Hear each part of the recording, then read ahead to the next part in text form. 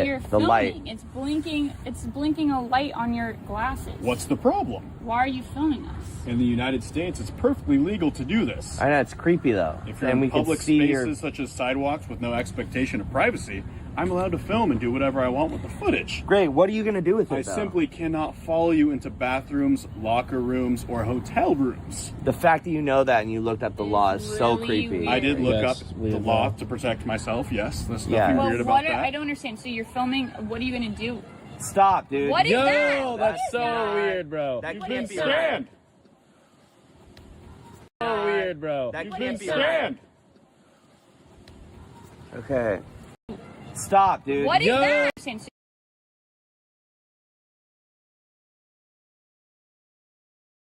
So you're filming. What are you gonna do? Stop, dude. What is Yo, that? What that's is so that? weird, bro. That You can't can be stand! Okay. Should we check if mom made it through the surgery? I'm worried about her. Oh, fuck, dude. Yo! You look up my... Did you just scan him? It's Dude. been scanned. You're The filming. light. It's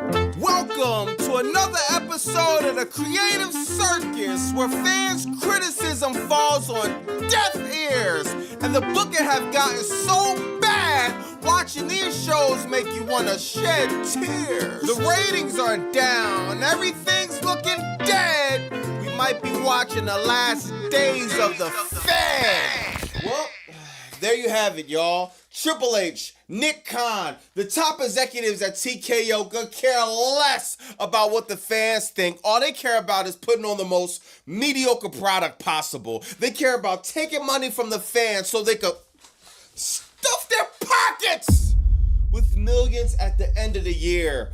Great. What business don't listen to their customers? Then after the shows, they wonder why it's like talking on a cell phone when your service is low. They get bad reception. And this is crazy. So Nick Khan spoke on a podcast at the World Congress of Sports in April, and it was reported that he said WWE would not adjust based on social media. We would never respond to social media criticism. We adjust our business based on ratings, revenue, and relevancy. This is the exact reason why the Fed is at such a low point right now. As long as the ratings are above a certain number, the revenue is above a certain number, and people keep talking about the product, they feel like nothing needs to change and they can just ride off into the sunset with that. This is also the exact reason why we get storylines like the Bloodline that will go on forever and ever and ever and ever and ever and ever and ever. This is the exact reason why you have a roster full of potential superstars, but Danhausen gets top priority and gets pushed more than almost anybody else on the roster. Have any one of y'all been in a deep sleep and somebody came and splashed water on your face? Well, WWE is finding themselves in a similar position because they're in for a rude awakening if they think this is how you go about things. Man, I remember my grandmother used to tell me back in the day, the wise learn from advice, fools learn from consequences. Raw ratings are down.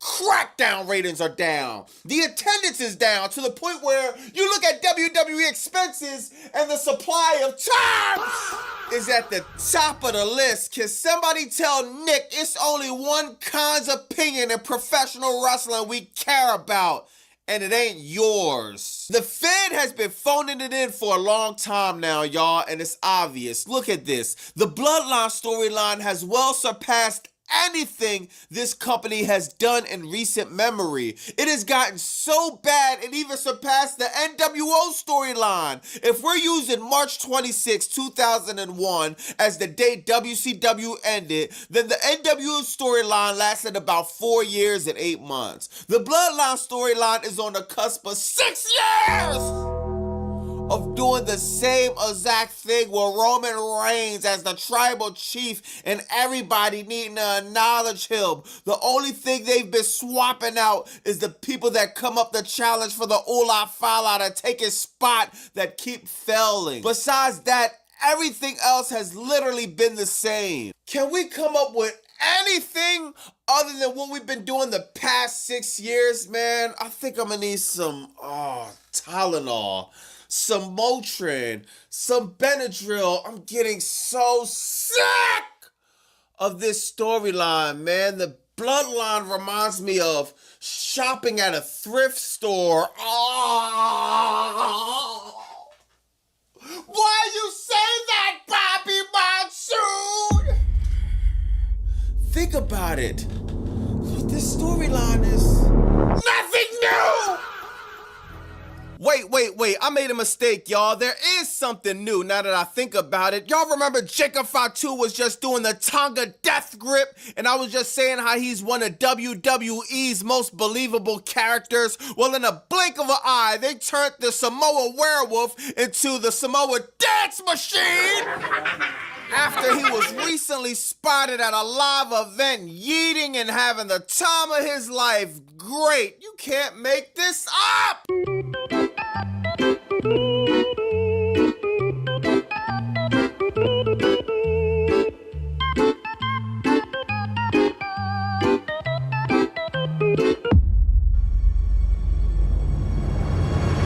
Oh, why you say that, happen. But, you know, man, you go against MJF 9 times out of 10, it ain't gonna be no squash match. You literally put MJF in the dirt to get the Triple B from his hands again, man. Roosh got color early, man. They exposed the turnbuckle. MJF got hit with the turnbuckle. Roosh got hit with the turnbuckle. This was a fire match, man. At the end, dog, Roosh passed out before he tapped out. That's how you go out, bro. MJF winds up winning the match, man. Now, this was a predictable match. We all knew MJF was gonna win, but you got Mark Briscoe on MJF bumper, man. Mark Briscoe, he had a match with Lio Rush. Of course, Mark Briscoe was going to beat Lio Rush, but Lio Rush, my God, his character is getting over more and more and more every week, man. They had a fire match. Mark Briscoe wins, but he cuts a promo, man. He's telling MJF, yo, bro, you remember the last time we was in that ring and we had that fade? Who came out on top? MJF is telling Mark Briscoe, you ain't ready yet, bro. You ain't go through enough yet. You're not a face that belongs to be represented by AEW. So it's interesting where they're gonna go from here, man. Now, there was a lot of people in my chat, in my live, they were saying that, man, we wondering what is gonna happen with MJF. You know, whoever he fights at Forbidden Door, he's probably gonna win that match. The question is, July 26th, I think Redemption is gonna be in Canada, and a lot of people in my chat, especially my man Chris Collins, he was like, yo, bro, he's dropping the title to Kenny Omega at Redemption. Now, I disagree, man. I think the Triple B is going to walk in all in London with the champion, man, but I don't know, man. Kenny Omega, he's making a great case, man. Kenny Omega been talking to Will Ospreay. Remember, Kenny Omega wants one more shot, one more run with the AEW championship. I think it's going to be fire either way it goes, but I think All In, the main event, it needs to be MJF at the top of the card, no questions asked. Whether you want to do a triple threat match with MJF, Kenny Omega, and Will Ospreay, or you just want to do MJF and Will Ospreay, either one, I know MJF better be in that main event at All In. Next, you got Tekla cutting a fire promo, man. Mrs. Disrespectful. I might gotta name Tekla that. Mrs. Disrespectful, straight hawk the loogie right on the Stardom logo. Gave it a middle finger as well, man. She's letting it be known she doesn't respect the company or nothing like that. This is going into a match at Forbidden Door. Against who? I don't know. Somebody got to come out of New Japan Pro Wrestling, Stardom, or whatever indie company that's going to be at Forbidden Door and address Tekla, man. I think Tekla should be the champion going into All In. She's been doing an incredible job just getting the heat, being a good character, great matches. She's just been a solid overall character. She's been holding the women's division down since Toni Storm left and since Mercedes Moné left. Speaking of Mercedes Moné, the CEO's back! The CEO is back, man. New music and all. She was the wild card tonight. A lot of us expected the CEO to come back, and she's finally back, man. She got against Alex Windsor. That was a fire match. Of course, she's went over.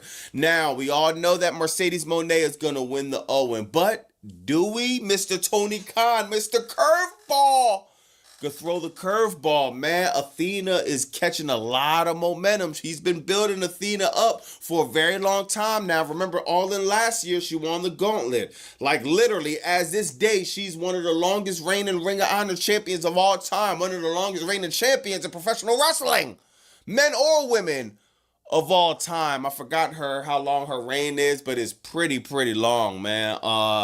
Athena has been doing a great job. She's next up to carry the women's division on her back, man. Especially you got Zoe Stark coming to AEW, hopefully. You got Bayley, hopefully, coming to AEW. The women's division could look a lot crazier in the next few months. Remember, Toni Storm is still out too, so we could be expecting her at any time also. Shout out to Mercedes Moné. We missed her in the ring, man. So I want to see what she's going to be doing the next few weeks besides completely dominating the Owen tournament. Oh yeah, you had an announcement from Kevin Knight saying he's going to join the Don Callis family.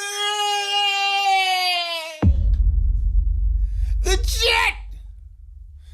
Kevin Knight made the best decision he could have did for his career, and that's join Don Callis, especially since we put the knife in the back of Takeshita. Fire match from Knight and Speedball Mike Bailey, man. They had some fire spots in this match, man. I think Kevin Knight looked good, man. There's only two people I wanted to see Kevin Knight team up with as far as wrestler and manager. It was either Don Callis or Stokely, man. Stokely would have been fire. It would have got a lot of heat, but I think Kevin Knight being with Don Callis, it gets a tad more heat because everybody's so sick of the Don Callis family being the strongest family in professional wrestling. Get over it! Speaking of the Don Callis family, you got a headache that we have, man. You got Andrade. This my man, bro. I love Andrade, man. He had a squash match tonight. That wasn't important. The important part was he's grabbing the mic. He's trying to still not listening to my OG, man. He's still calling out MJF for what? We cut MJF the check to be associates with the family. We gonna stay out of MJF way. Let him get the Triple B. Let him ride into All in London. Let him take AEW to the next level.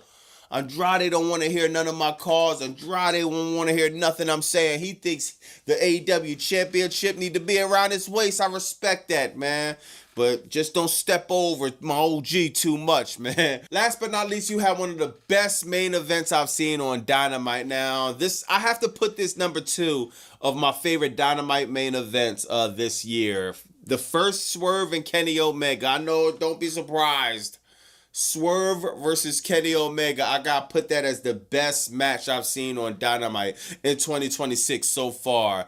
This is very close, man. Will Ospreay, Mark Davis. Oh my gosh, a fire match for the Owen, man. These dudes is fighting tooth and nail. Tony Khan, I gotta give Tony Khan a round of applause, man. What Tony Khan is able to do with Mark Davis, dog. From him being in a tag team with Jake Doyle. Jake Doyle got hard. Mark Davis just shot to the top, putting the national title on notice, man. Letting people respect the national title. Him going into Owen, dominating. He just ran into a Will Ospreay it's gonna be hard to beat this version of Will Ospreay with John Moxley in the back helping him, man. Oh my God, man. Speaking of helping him, you had the Don Callis family. Mark Davis was in some trouble. The Don Callis family was going to come in. We was going to save the day, make sure Mark Davis came out on top, but then you had the Death Riders come out and save Will Ospreay, man. They was rumbling all crazy, man. Pac! Even though Pac don't like Will Ospreay, man, he was very integral in this point. He was very important in this match of helping Will Ospreay go over. Fire main event, fire Dynamite, one of my favorite Dynamites of the year, to be honest, man. But the best Dynamite I've probably seen was Blood and Guts, but this is up there, man. Fire show. I felt like it was almost no filler in this Dynamite. If you want to pick out anything as far as filler, it would have to be Andrade in the squash match. Literally nothing else was filler. This is what firing on all cylinders is. Paul Levesque!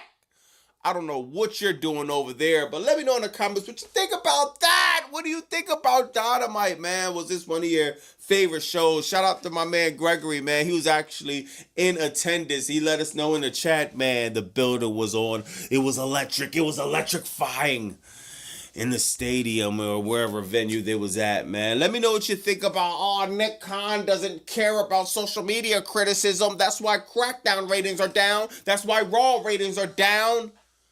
It's crazy, man. Also, let me know what do you think about the Bloodline storyline? When these numbers really come out, dog, this ran longer than the NWO. This ran longer than any other type of faction that in WWE ever had. A lot of them, it ran longer than them put together. This is insanity. Let me know in the comments what y'all think about that, man. I see you Friday on Crackdown, and I think I might try something new on Friday, you know what I mean? I might gotta switch things up. You know, unfortunately, last week the stream got disrupted. I'm trying to erase that from my memory. But this week, I might try to just watch Crackdown early so we could just, you know what I mean, get it out of here. I'm gonna let y'all know. I keep y'all updated. I'll post something on the community post, man, because Crackdown is gonna be they're gonna be in Italy still. So sometimes I think that when we get the reactions right when it's done, it's a little bit different. So I'll switch it up. Let me know what y'all think about that, man. It's probably my soon 215. Like, comment, subscribe. Bah!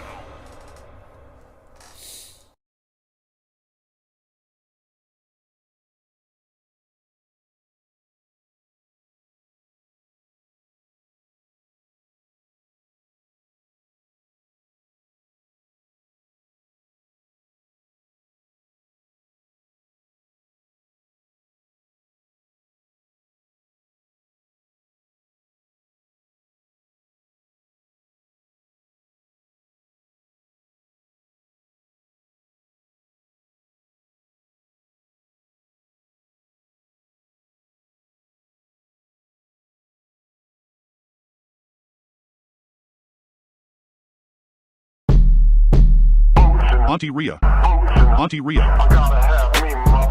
Auntie Rhea. Auntie Rhea. Auntie Rhea. Auntie Rhea. The Nina, the Pinta, the Santa Maria. I'll do you in the bottom while you're drinking sangria. Nachos, lemon heads, my dad's boat. You won't go down cause my dick can float. We sail around the world and go port to port. Every time I come, I produce a quart. Auntie Rhea. Auntie Rhea. Auntie Rhea. Deadliest catch without the crabs. We're almost out of gas, called the Arabs. Pull up the anchor cause we're leaving dry land. Get below deck with a tick in your hand. Auntie Rhea. Auntie Rhea. Auntie Rhea. Are you ready for some world-class vocalization? Yo, Auntie Rhea. break 'em off a little something, something. You go, this doesn't affect me because you're literally like a very sad individual was posting this. Yeah. But then like you catch yourself thinking about it later and you're like, Oh, why, yeah. why am I thinking about this? Why am I giving them my time and energy right now?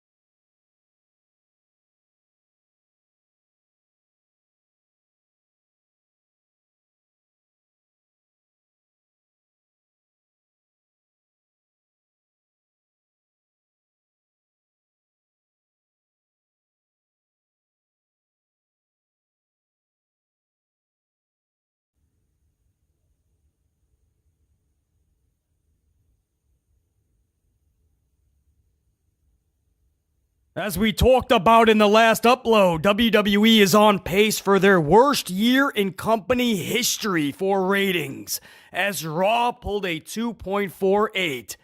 And hours after that upload went live, the SmackDown number was released, a 1.09. Down again from the previous 1.2 just last week. This was a Clash go-home show. The final sell to a big PLE, and WWE finds themselves 96,000 viewers away from dipping under 1 million again. Can you fathom that we are in a time where a WWE primetime show that has been around for decades is about to struggle to hit just 1 million in viewership? How about on Monday nights, when they can globally reach 700 million across 7 nights, not just one, and they're only touching 2.5. In fact, a 2.48 last week, so not even. And you guys remember what Nick Khan said several times. Good old Nicky Numbnuts. He said he goes by the 3 R's. That's what they book for. That's how they conduct business. By the 3 R's. Ratings, revenue, and relevancy. Well, Nicky Numbnuts, you are down in all areas. Ratings are the worst in company history. Your revenue, dude, you're cutting ticket prices to your biggest event in your calendar year. Nuff said. Relevancy? You could say this is the least cool that pro wrestling, more specifically WWE, has ever been. I cannot tell you the last time that I've seen a pro wrestling, more specifically a WWE t-shirt out in the wild. You used to see shirts all the time. Attitude Era, that would be all you'd see. And obviously a conversation starter. And you'd be talking pro wrestling. It doesn't matter if you're in the local 7-Eleven, the Home Depot, the corner, the side of the road. You're talking pro wrestling. You don't see that. How many pro wrestling shirts you seeing out in the wild?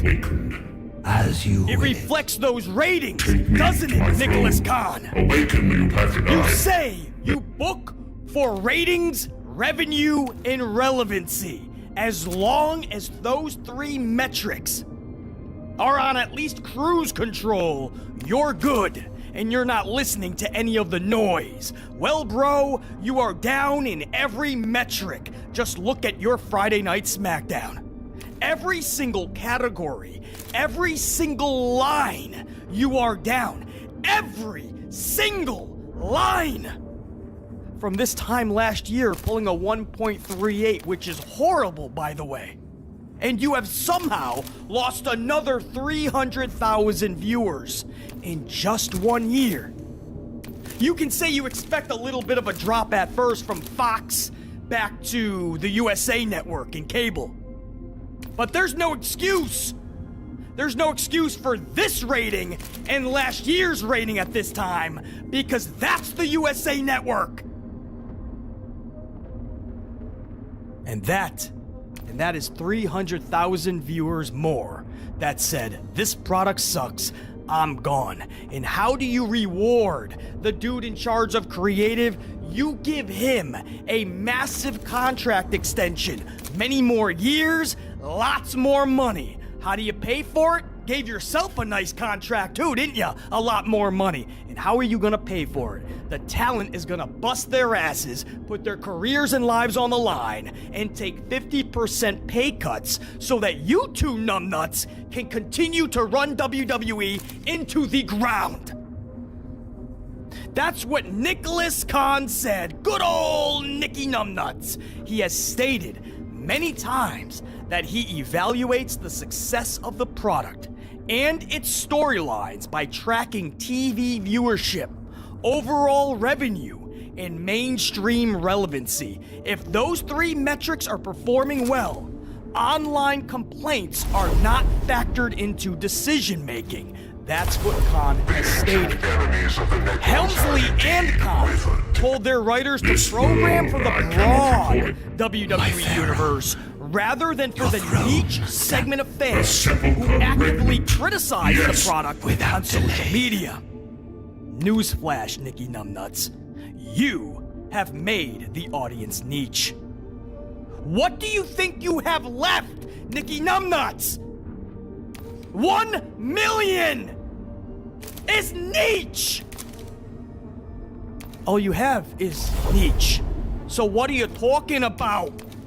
How is this business model going for you, Nicky Khan? How is it going, right? Book for the broad, not for the niche. What he's telling you is those diehard fans who know what they want to see, who know what pro wrestling is, could be, should be, they're telling you they love this and this is what they want to see.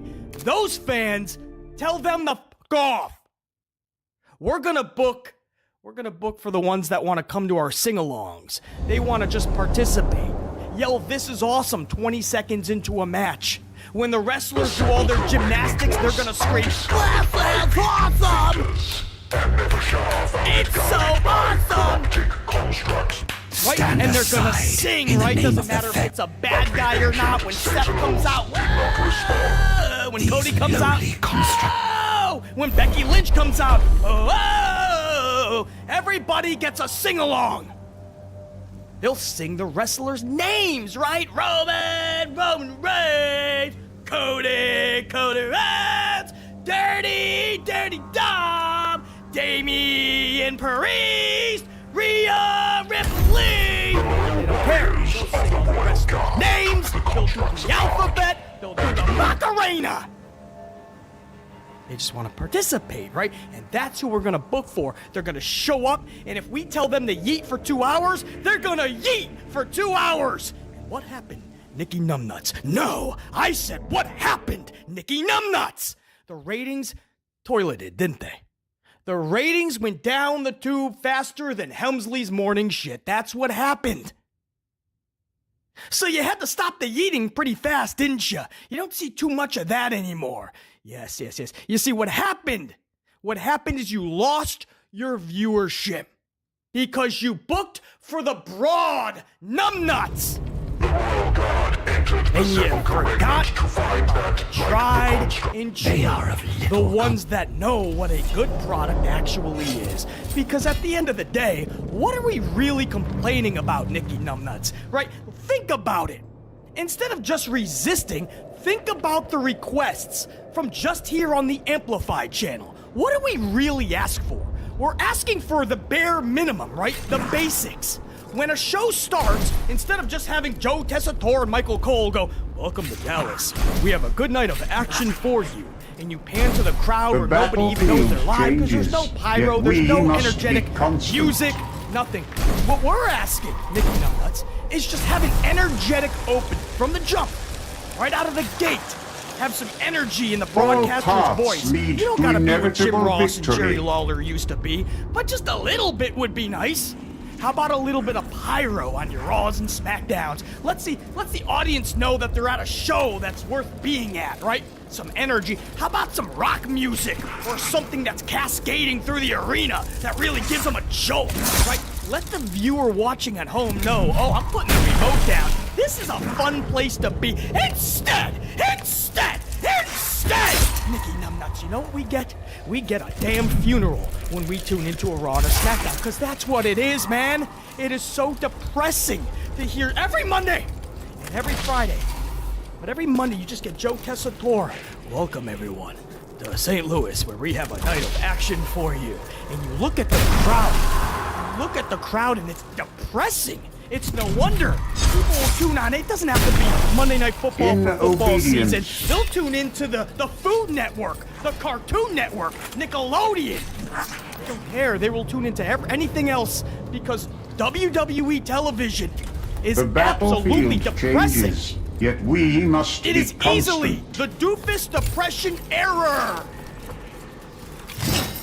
So we're asking you, for an energetic start, man. Okay? And then what else do we ask, Nicky Numbnuts? What do we ask for? We just say, hey, can you make finishers matter again? Can you stop with the roll-ups? Every other match ends in a roll-up. It's not believable. You're getting a tiny little wrestler rolling up this big old wrestler, and they're just gonna lay there? In every other match, that's what we see. Meanwhile, finishers, it takes 10 of them. If it even comes close to finishing anybody these days. Finishers finish nobody. That's a problem, because in pro wrestling, that's one of the main things, man. Every wrestler has their move that finishes their opponents. But if they always do it and it finishes nobody, everybody's just gonna go for the roll-up, I guess. Stop with the roll-ups, bring back the finishers, and make it finish, people. That's what we're saying, right? What we're asking for, Nicky Numbnuts, when we say bare minimum in the basics, is just stop with all the tournaments and create real storylines, right? Storylines over regurgitated tournaments and redundant #1 contender matches. Right? I understand it's easy. It's easy. You get to put no thought into it, no effort, and that's what the doofus son-in-law loves. Then you're gonna have to change the business model a little bit, right? Because maybe having a PLE every single month, sometimes two, maybe, just maybe, less is more in the long run. Right? Because you don't want to oversaturate your product. So right now you have 12 PLEs with about 1 million watching each. Okay, you could have 6 PLEs with 3 million watching because you made them special. 6 PLEs at 3 million a pop is more than 12 at 1 million a pop. That's 18 to 12. You could be getting 6 million more people to watch your PLE every single year if you lowered the amount of PLEs, because then they feel special. You have time to actually create storylines, you can build feuds, and people have to tune into the PLE. But right now, with this business structure, you can't even keep up. The doofus son-in-law can't keep up. Because boom, once one thing ends, which he didn't book correctly anyway, he's got to go right into another one.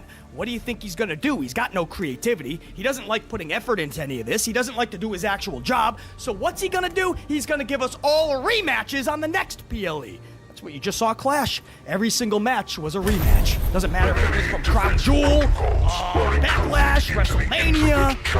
That's all it was. Do you get what we're saying, right? Everything that BC is stating will help you, Nicky Numbnut. It's gonna help you! We're not just bitching and moaning to hear ourselves talk. We grew up loving this. It is still what we love. We just know they fell off. And they're in rough shape. And the numbers back it up. Right, if BC is saying this, if the unit is saying this, and the numbers come in every week, and they are through the roof, and Nick Khan is right? TV viewership, revenue, mainstream relevancy, it's all top notch. Then I'd unplug the mic myself. But no, we talk about it like this, the numbers come in, and it backs up every word that we're saying. Because clearly, Nicky Numbnuts, everybody's feeling that way. Hold fast. Everything that Vince created, they have done their best to destroy. Let them break themselves against us, so, and the sepulchre when shall Nick be Khan, reclaimed. When Nick Khan and the doofus son-in-law tell their writers to program for the broad WWE universe rather than for the niche segment of fans who actively criticize the product on social media, newsflash, Nicky Numbnuts, it's already niche. You guys have made it niche. You've made it as uncool as imaginable. You have made this product as niche as possible. So who else could you be booking for? There's no buzz to this product anymore. None. It doesn't feel special. And fans are trying to tell you, right? It's one or two things. You either got the fan that is trying to voice that frustration so they will change for the better. Because they still love this, and they're trying to help. Or, they're doing what you told them to do. You literally chased them away. You said, if you don't like it, go off. So they said, fine. I mean, we tried and we tried, so now we're just gonna go off. I've never seen a company try so hard to chase off their own fans and to belittle them. when maybe you're just not good. You're not doing your job. You're not creative. This is not fun. You're not putting out a good product. Could it be that that is why all these metrics are down? You guys hear what Nicky Numbnuts said about WrestleMania 40? This is wild, man. I want to give you an actual quote. This is from Nick Khan about WrestleMania 40. By the way, the plan was always how it ended up in Philly 2 years ago. It's a predetermined outcome in pro wrestling. You want to throw the fans off. You want to let things bake, and then boom, it ends up the way that we wanted it to end up. It never changed. That was just some online rumors and gossip that we were changing, but it actually never changed. We convinced Dwayne Johnson to come back, blah, blah, blah. He did everything we asked of him, but that was always the result we were booking for. End quote. Listen to this dude try to sound like they are masterminds and creative. It's a predetermined outcome in pro wrestling. First of all, thanks for telling us that. We didn't know that. The way he tries to sound all smart, right? Like he's above everybody else. It's a predetermined outcome in pro wrestling, so of course we knew what was happening the whole time. He says, you want to throw the fans off. You want to let things bake, and then boom. So he's really telling people that how WrestleMania 40 went down. That's exactly how they planned it. They manipulated the fans to exactly what they wanted. What? There's just one massive issue that Nicky Numbnuts didn't think about. This dude forgot that they already did an entire documentary on WrestleMania 40. The doofus son-in-law, Rock, Dwayne Johnson, even Cody Rhodes, they all candidly admitted that they had to audible, and they even went into detail. So either Nick Khan literally forgot about the documentary, or he didn't know about it. I am convinced that if any high-ranking member of TKO, and that absolutely includes Doofus son-in-law, if they were ever forced to tell the truth, or the company goes under, I am pretty convinced that the company would fold if anybody had to tell the truth in that company. I'm pretty sure the company would not exist. The battlefield changes, yet we must be constant. They struggle mightily, just to be honest. It is amazing. That's why they're in this whole suit right now with these shareholders, right? Nick Khan, Helmsley, Steph McMahon, and others. Allegedly, right? We have to say that until it's all situated in court, but allegedly destroying and getting rid of messages and evidence that would put the company in a bad light and themselves in the process. You can't even be shocked. This is unreal, man. You put this on Unreal for Netflix. They make a whole documentary talking about how they were forced to audible because the entire pro wrestling world did a 180 on what they were trying to do. And now this dude's going, that's how we planned it. That's our creative, man. We're just really good at what we do. We had it all mapped out. We knew the fans would do this. And then he said we let it bake. We threw all them off. That's what he said. We threw the fans off. And then we let it bake. We preheat the oven to 450, just let it bake. And then boom, we hit him with the tag match. It was the exact plan. It never changed, he said. Never once did that change. But he forgot there's a whole documentary where everybody was being candid and said it didn't just change. The whole thing was flipped upside down. I mean, you didn't need a documentary to tell you that, though, right? We saw it, right? Everybody saw it in real time. Common sense and logic told you that they were flying by the moment at that point. They had no clue where to go now. I mean, Doofus never does anyway. But especially for that time, man, that was One bad decision after the other. One audible after the other. And now this dude is like, no, that never changed. We don't listen to the fans like that, man. He said pro wrestling is predetermined, for those that don't know. So we had this all mapped out beforehand. No, you didn't. There's no way you could have. There's no way.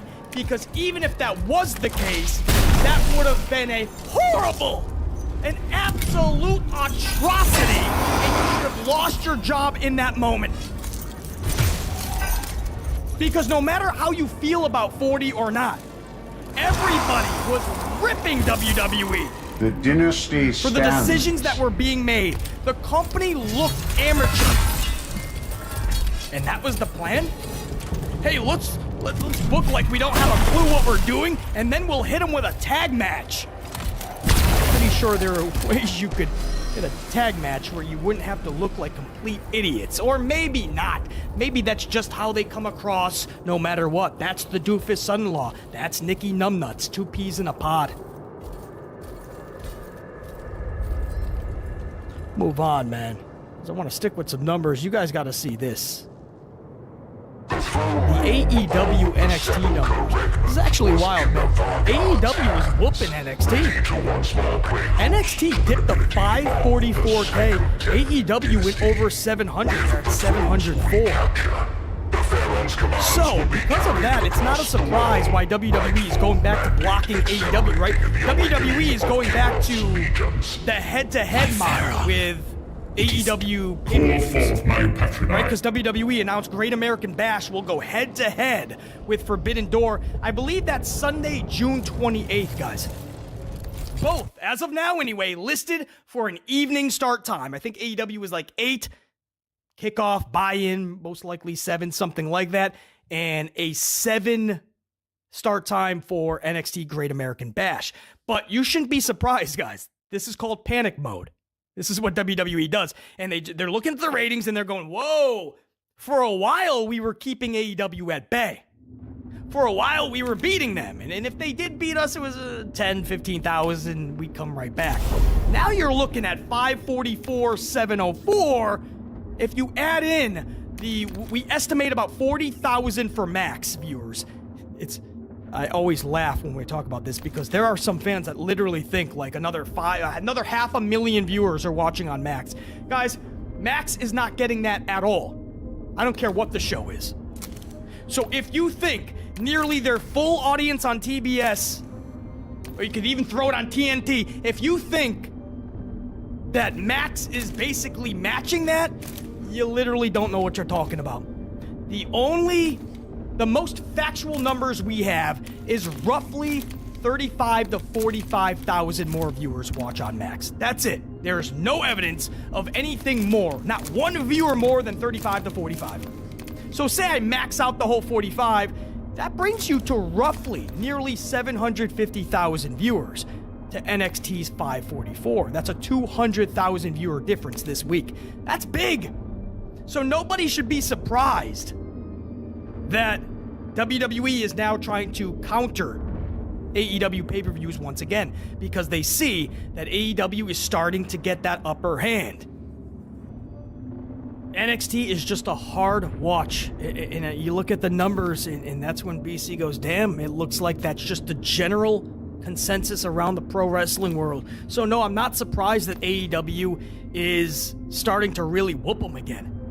And I'm not surprised that WWE is going back to trying to counter their PLEs. Because that's what WWE does. When they feel like they're really getting stomped out, they try to do the blockade. So, we'll see. I don't think Tony Khan's going to flinch. What Tony usually does in these scenarios is he just says, all right, let's just put on the better show. That's what he does. Nobody in the industry does pay-per-views like Tony Khan's AEW. No matter how you feel about AEW, that's your prerogative. But we would have to admit, when it comes to pay-per-view, even though WWE has been doing this for decades, Tony Khan and AEW are they're easily the number one in pay-per-view delivery. Because they deliver, man.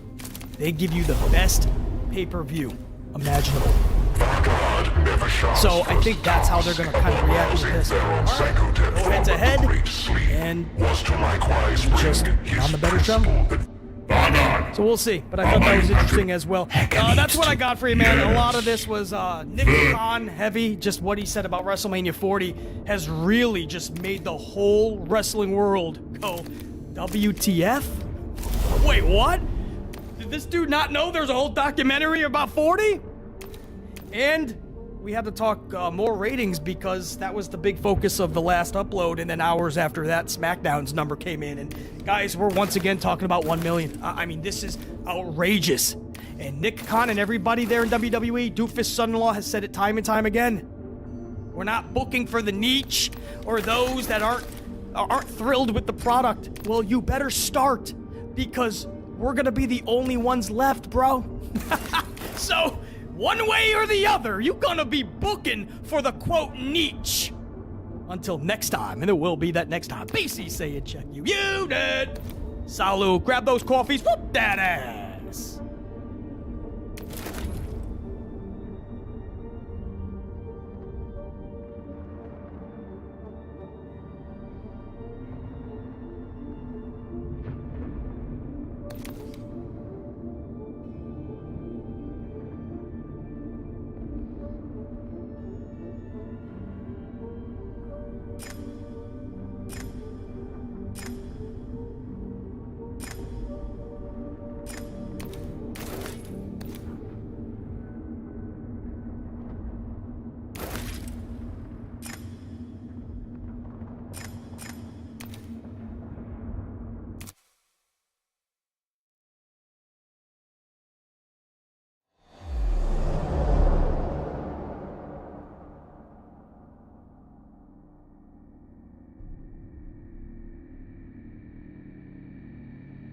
Yo, what's up, guys? It's your boy, C-Jax, back with another video, and today we have Los Angeles Knight, who has been jobbing out for 3 years, who wants to come out today and says that he has lost momentum because of his booking, and you guys know who the booker is. But who do the king? LA Knight, I'm gonna have to lose every match. I'm gonna go hungry and Ricky while you job out. Jey Uso, we're gonna put the rocket on ya. And LA Knight, you are fired. Are you ready for garbage? Now the bottom line is that obviously LA Knight's booking has been garbage. He's lost basically every single major match, but the bottom line is that for LA Knight to be sitting in an interview with Christopher Van Vliet in order to actually say, hey, I have been wrong. Hey, the creative sucks. You guys know what this means, right? Triple Fraud is going to bury this guy alive inside of WWE. As if things weren't already bad enough, when you go out publicly and call out the creative or try and shake things up, you know what happens. Karrion Kross got released. LA Knight has been jobbed out. And unfortunately, it's not going to stop. I guarantee you. Triple H was watching this interview like, oh yeah, oh, you wanna talk trash to the game? Oh, we're gonna play the game. And you know LA Knight in this King of the Ring tournament, jobbed out. Yeah, at SummerSlam, he gonna be jobbed out. Yeah, at Survivor Series, he gonna be jobbed out. Yeah, and at Royal Rumble, if you think that LA Knight, who's lost 3 Money in the Banks, is gonna come into the Rumble and win, guess what? He's getting jobbed out. Yeah. The funniest thing about this is, I don't know, we're gonna take a trip down memory lane real fast, okay? I made a video, I think it was a year or two ago, right?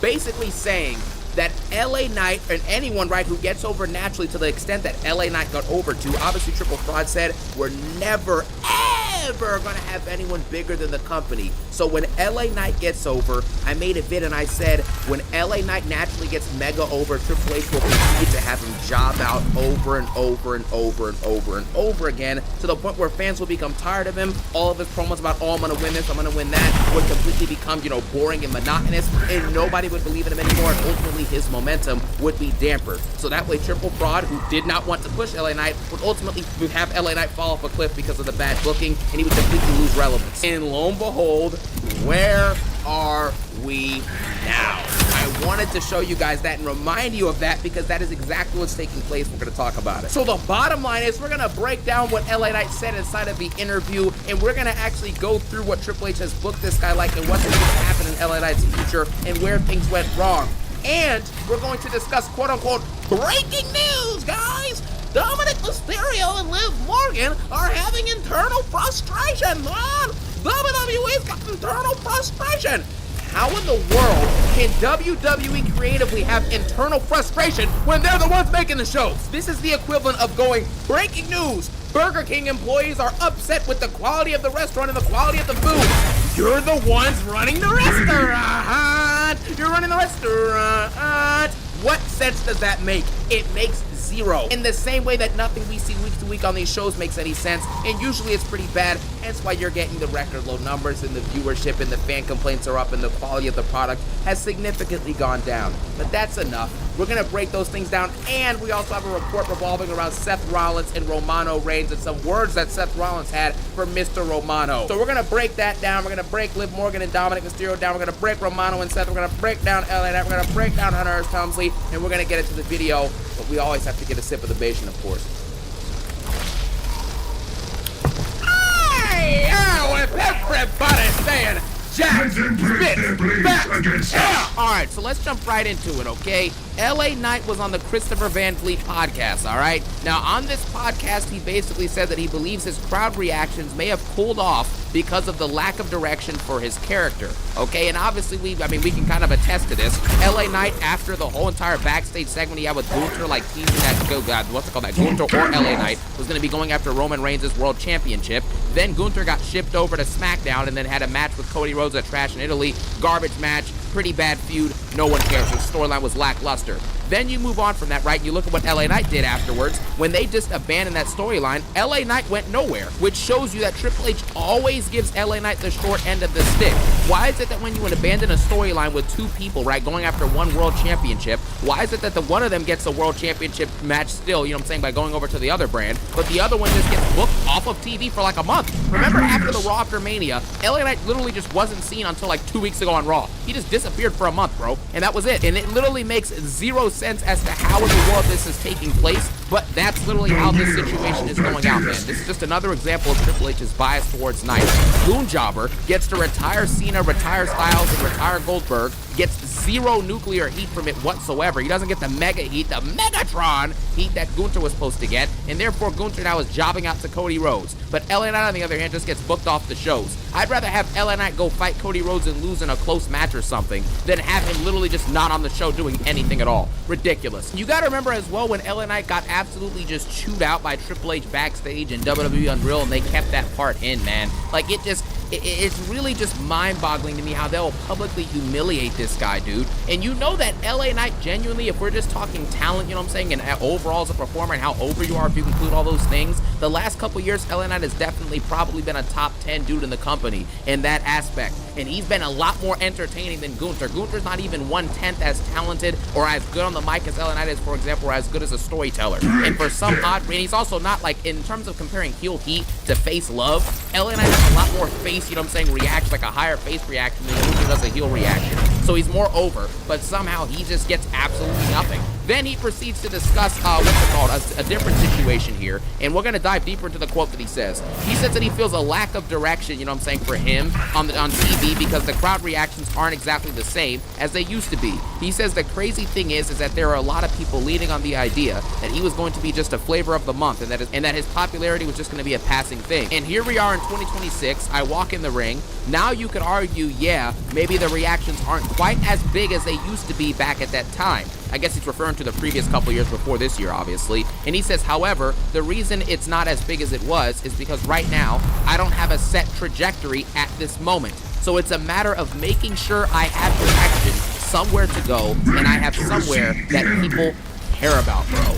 And you guys know that that's LA Knight straight up speaking from the heart and being completely honest. That's the max that a wrestler can really say now, unless you're like a top of the line dude, you know what I'm saying, top dude in the company, like a Roman or like Cody or, you know what I'm saying, like Seth or Punk or something like that. You're not going to be able to say something like this in an interview, or say beyond this, I should say, in an interview. Like Roman Reigns calling WWE's product mediocre, you know what I'm saying, right before the Rumble this year. Like no one else is going to be able to get away with doing that stuff. But LA Knight, for someone who's like a mid-card guy who's like pretty over, this is the max that they can say. I don't have trajectory, I don't have a direction, I have nowhere to go, and you know, you need something that people care about, and they have nothing for that right now for me. And that is very embarrassing. And we have to look at what this means, guys. This means that along with a lot of the other roster members, because this is not just an LA Knight problem. LA Knight is one of the biggest examples. Guys like him, Drew McIntyre, you know what I mean? I can't stop thinking about Punk, and I can't stop thinking about Cutie, and I can't stop thinking about Roman, and I can't stop thinking about Randy. But the deal is that guys like that, they clearly have no direction. Like Drew McIntyre has been going around in circles. Everyone he feuds with, he loses the feud, and all he does is go out there and complain and complain and complain. He finally got a here you go, dang, you know what I'm saying, championship, you know what I mean? Like, here you go, bro, finally, here, just get out of my face, man, dang. And Drew McIntyre got that reign, did nothing for a month and a half, had a match with Sammy at Royal Rumble for the title, won that, moved on, no one cared. That's the treatment that Triple H is giving to guys that he clearly doesn't care about. You just can't convince anyone who's actually thinking about the product they're seeing, right? You can't convince me that with the work that LA Knight has done the last few years, that all it's resulted in is 2 transitional US championship reigns. One of them was like nearly 2 years ago at SummerSlam, and then the other one was like a year and a half ago in early 2025. That's all that this dude has gotten, and you think about all that he's done, the consistent wrestling, right? Putting on solid matches, obviously cutting multiple really good promos, having good segments, and being a solid storyteller, and of course, being mega over with the crowd, you know what I'm saying, for a couple years, and all it's resulted in is a couple of transitional US title reigns. It's embarrassing, and you can't argue with anything Knight is saying. I don't have a set trajectory. In what other era of wrestling besides, like, you know what I'm saying, in recent memory, right, where things have sucked, and obviously some of the latter years of Vince McMahon where things were just complete garbage in many areas, right, pretty much all the areas. The bottom line is that there shouldn't ever be a time in wrestling where someone gets over naturally, becomes one of your top guys in the company, I'm saying one of your people that fans really love and want him to get a push and get a main event opportunity, and all you can offer him is literally not him, he not even being on the shows, and then you offer him a mid-card championship that you know in both reigns you can't even remember him, and quite frankly, he didn't do anything in those reigns. And on top of that, every single main event possible opportunity match that he's had, every Rumble, every Money in the Bank chance, you know what I'm saying, every major championship match he's had, he's lost all of them, bro. And that is not just a coincidence. That is a planned booking decision by his boss, Triple Fraud, who hates when people get over very high naturally, unless their name is Jey Uso, apparently. You know what I'm saying? Jey Uso got a massive push and got to win the Rumble, and then go fight Gunther and tap him out easily at WrestleMania last year. Meanwhile, LA Knight barely even gets on the shows anymore. He has no intriguing storylines. He's given nothing to work with, literally. That's why he's not even on the shows. He's not even on PLEs anymore, really, at all. And that, to me, is just very sad to see for someone like LA Knight, bro, because there's nothing he can do about it. He can try and call it out, and, you know what I'm saying, internally. He can try and call it out publicly. It won't matter. All that's going to happen is Triple Fraud is going to continue to have him keep losing. And this guy, Triple Fraud, has made all the excuses in the world talking about some, you know what I'm saying, good things come to those who wait. Remember he said that about LA Knight, good things come to those who wait, and nothing has come from this man. And that's really, really sad to see for a guy like LA Knight, bro. Another report here from the interview is LA Knight said that he feels underappreciated in the wrestling business, man. And you can't even, like, this is just sad, bro. You can see this dude basically, like, he's low-key pouring his heart out and his mind out about what's been happening. He knows the platform he's on, you know what I'm saying? And he knows what he needs to say, and he knows what he wants to say about how he's being booked, and he probably hears the noise, man. He knows fans want better for him than what he's getting. He knows that they've been wanting better for him than what he's getting for the last couple years, and he knows he's not going to get it. He knows he wants better, and he knows he's not going to get it. And that's a very, very sad position to be in, man. You're just helpless, bro. Your boss isn't going to give you anything to work with, despite the fact that you've done literally everything you've been asked. You've jobbed out 1,000,000 times. He's lost every major match, bro. This guy's had 2 transitional reigns. He continues to get no opportunities to do anything. He's being booked off of programming for weeks or months at a time. Like, he's done all this, and this is what it's resulted in, bro. It's really sad. Like, from LA Knight's perspective, I really applaud him for not being discouraged somehow. I mean, he probably has been discouraged, but, like, the fact that he still goes out there and does this, man, is honestly, it's a testament to LA Knight's character, bro, that he continues to fight through with this stuff. And then another report here, this is the last thing on LA Knight before I get into the other stuff. LA Knight basically said that him, eliminating Brock Lesnar in this year's Royal Rumble, he says he'll tell that story one day, but it feels too new and fresh to me.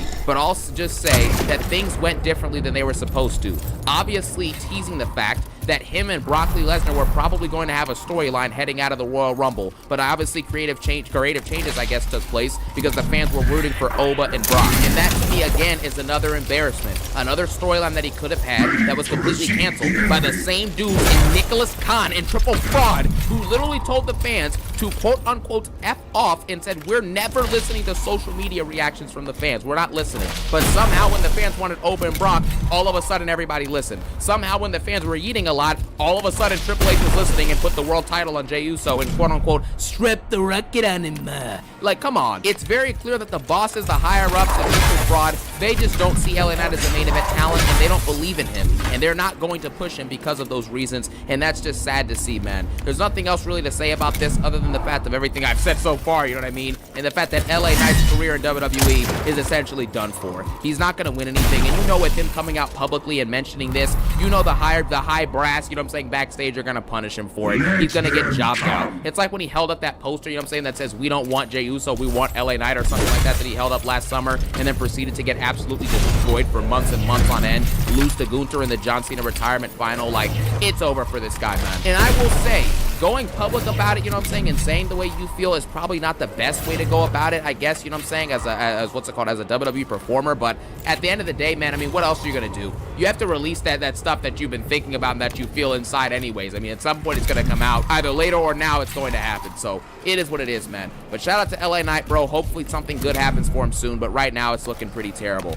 I would actually book a storyline, you know what I'm saying, where Triple Fraud is like purposely holding down LA Knight, and maybe LA Knight's able to overcome that, similar to a Daniel Bryan Mania 30 situation. But obviously LA Knight, you know what I'm saying, it would just be in the current day, right? But even then, man, LA Knight's steam has cooled off to the point where I don't even think that story would be useful anymore. That was a story that needed to be told in like late 2024, maybe 2025. You know what I'm saying, that LA Knight's being held down and he gets super over, even more over than he was, and continues to fight, you know what I'm saying, maybe gauntlet matches on week-to-week shows. He fights for his job, you know what I'm saying, his career at PLEs or something, and then ultimately makes it to the mountaintop and gets a WWE Championship reign, bro. Even if it was like Drew's reign, where Drew held it for like 2 or 3 months, and then transitioned it off to Cody Rhodes like right before Mania, which was stupid, but it doesn't matter, I guess, at this point. Like, even then, even if LA Knight could just have a world title reign for just a few months, man, put on a few bangers, you know what I'm saying, tell a couple of decent stories, have some memorable promo segments, and get featured as a world champion on these marquee shows, man. If he could just even get that, so just some moment in the limelight, sometime in the limelight for a few months, bro, I feel like it would be great. But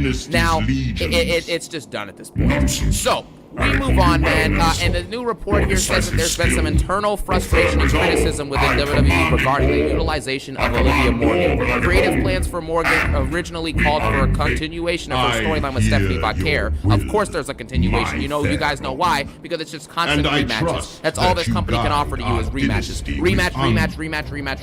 Her and Stephanie brawl for 8 weeks, they fight at Mania in 5 minutes, and they do another rematch. Then her and Io Sky are rumored to have a match at SummerSlam, another rematch. All this is rematches. That's all this company has, because they build no new stars that they trust in main event positions. But whatever. After following Stephanie Vaquer's injuries, there was a little adjustment made to keep Morgan a focal point of Raw. What was that adjustment? Liv Morgan has done nothing since WrestleMania. So what was the adjustment, guys? What was the adjustment? They wrote Stephanie Vaquer off of TV like 2 weeks after WrestleMania. So what, for the last month and some change, what in the world has Liv Morgan's adjustment been on TV to make her the focal point of Raw? Just ridiculous.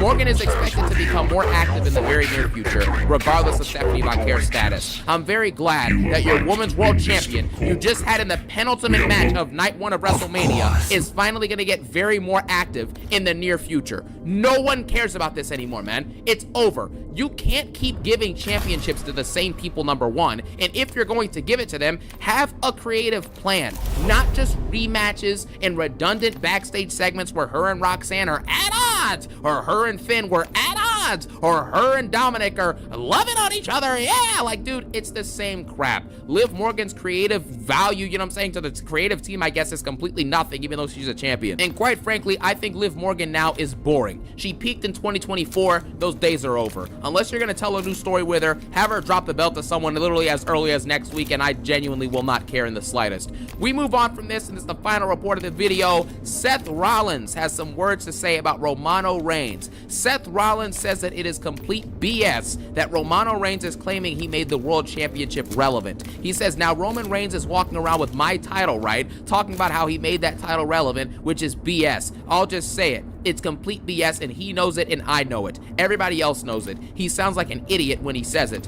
And again, Seth Rollins did break his back, you know what I'm saying, wrestling consistently and trying to put over the World Heavyweight Championship when he first got it. But the reason why Roman Reigns doesn't need to do all that back-breaking wrestling week to week versus jobbers, you know what I'm saying, like he wrestled against Jinder Mahal, right? He was wrestling against like Finn Balor. He wrestled the Judgment Day like every week. He was fighting Damian Priest, you know what I'm saying, fighting Dom Mysterio, just fighting complete mid-card or undercard jobbers, which doesn't really elevate the belt, at least in my eyes. I really felt the belt start to elevate in early 2024 when he was actually cutting promos and telling storylines revolving around the belt, and him and Drew were telling story around the belt. I thought that that was actually a good face for the championship that really made it feel kind of special. But other than that, nothing else that happened in 2023 mattered for this belt literally in the slightest. And honestly, that's just the way I feel about it. Like, Rollins had that belt, but that belt was never, ever going to main event night 2 of any of the 2-night shows between SummerSlam and Mania. It wasn't even featured on the Rumble last year because Rollins got hurt, unfortunately, I think, and couldn't even have a match or whatever, or he just didn't have a storyline. And then he had a great match with Drew at Mania 40, you know what I'm saying? In my opinion, I thought the match was really good. But the bottom line is, man, the title is never going to be what's called as impactful or as meaningful unless it's on Roman Reigns. He's the top guy in the industry. Obviously, he had it in a night 2 main event of WrestleMania, and CM Punk's world title reign was complete garbage, and it was literally nothing. Yeah, he showed up week to week and had a couple good promos, but the matches were largely mediocre. It said he only had like 3 or 4 defenses anyways, like 5 or 6 months regardless. But then they got to Mania, and him and Roman Reigns put on an absolute banger, you know what I'm saying? It was a great match at Mania, and it closed out the entire show. When you had Cody and Randy fighting for the WWE Championship, right? And that didn't close the show. Seth got a meaningless match with Gunther on the mid-card of night 1, and Roman had that belt in the night 2 main event, and putting on arguably the best match of the year that we've seen. And, you know what I'm saying? Meanwhile, when Rollins has the belt, it doesn't even really get featured on PLEs in meaningful and main event level matches. Like, you gotta think to yourself, at a Survivor Series, you know what I'm saying, like a SummerSlam, for example, or a Mania or a Rumble or anything like that, would you ever see Rollins main eventing the final night, or just the main event if it's a one-night show, main eventing the show with that World Championship? And the answer is absolutely not. Like Roman Reigns or maybe a CM Punk. That's the bottom line, bro. Simple as that. So Roman Reigns did make the championship actually relevant because everyone who held it after Seth sucked anyways. You know what I mean? So, you know, the Reigns were trash. So finally Roman Reigns actually got the championship, and now it feels kind of grandiose, and it is the biggest championship in all of professional wrestling, man. But we'll see. I think these dudes are going to have a feud for SummerSlam this year, so I guess they'll settle that in the ring and settle it on the mic. That should be a lot of fun. But with that being said, that's all I have for this video, man. Another bad day for WWE at this point, bro. Just terrible reports. The creative team sucks. It's the same garbage that consistently happens, but we can't even be surprised at this point because this is par for the course, man. But as always, I thank you all for watching. Have a phenomenal day. Peace out. And one love. Bye.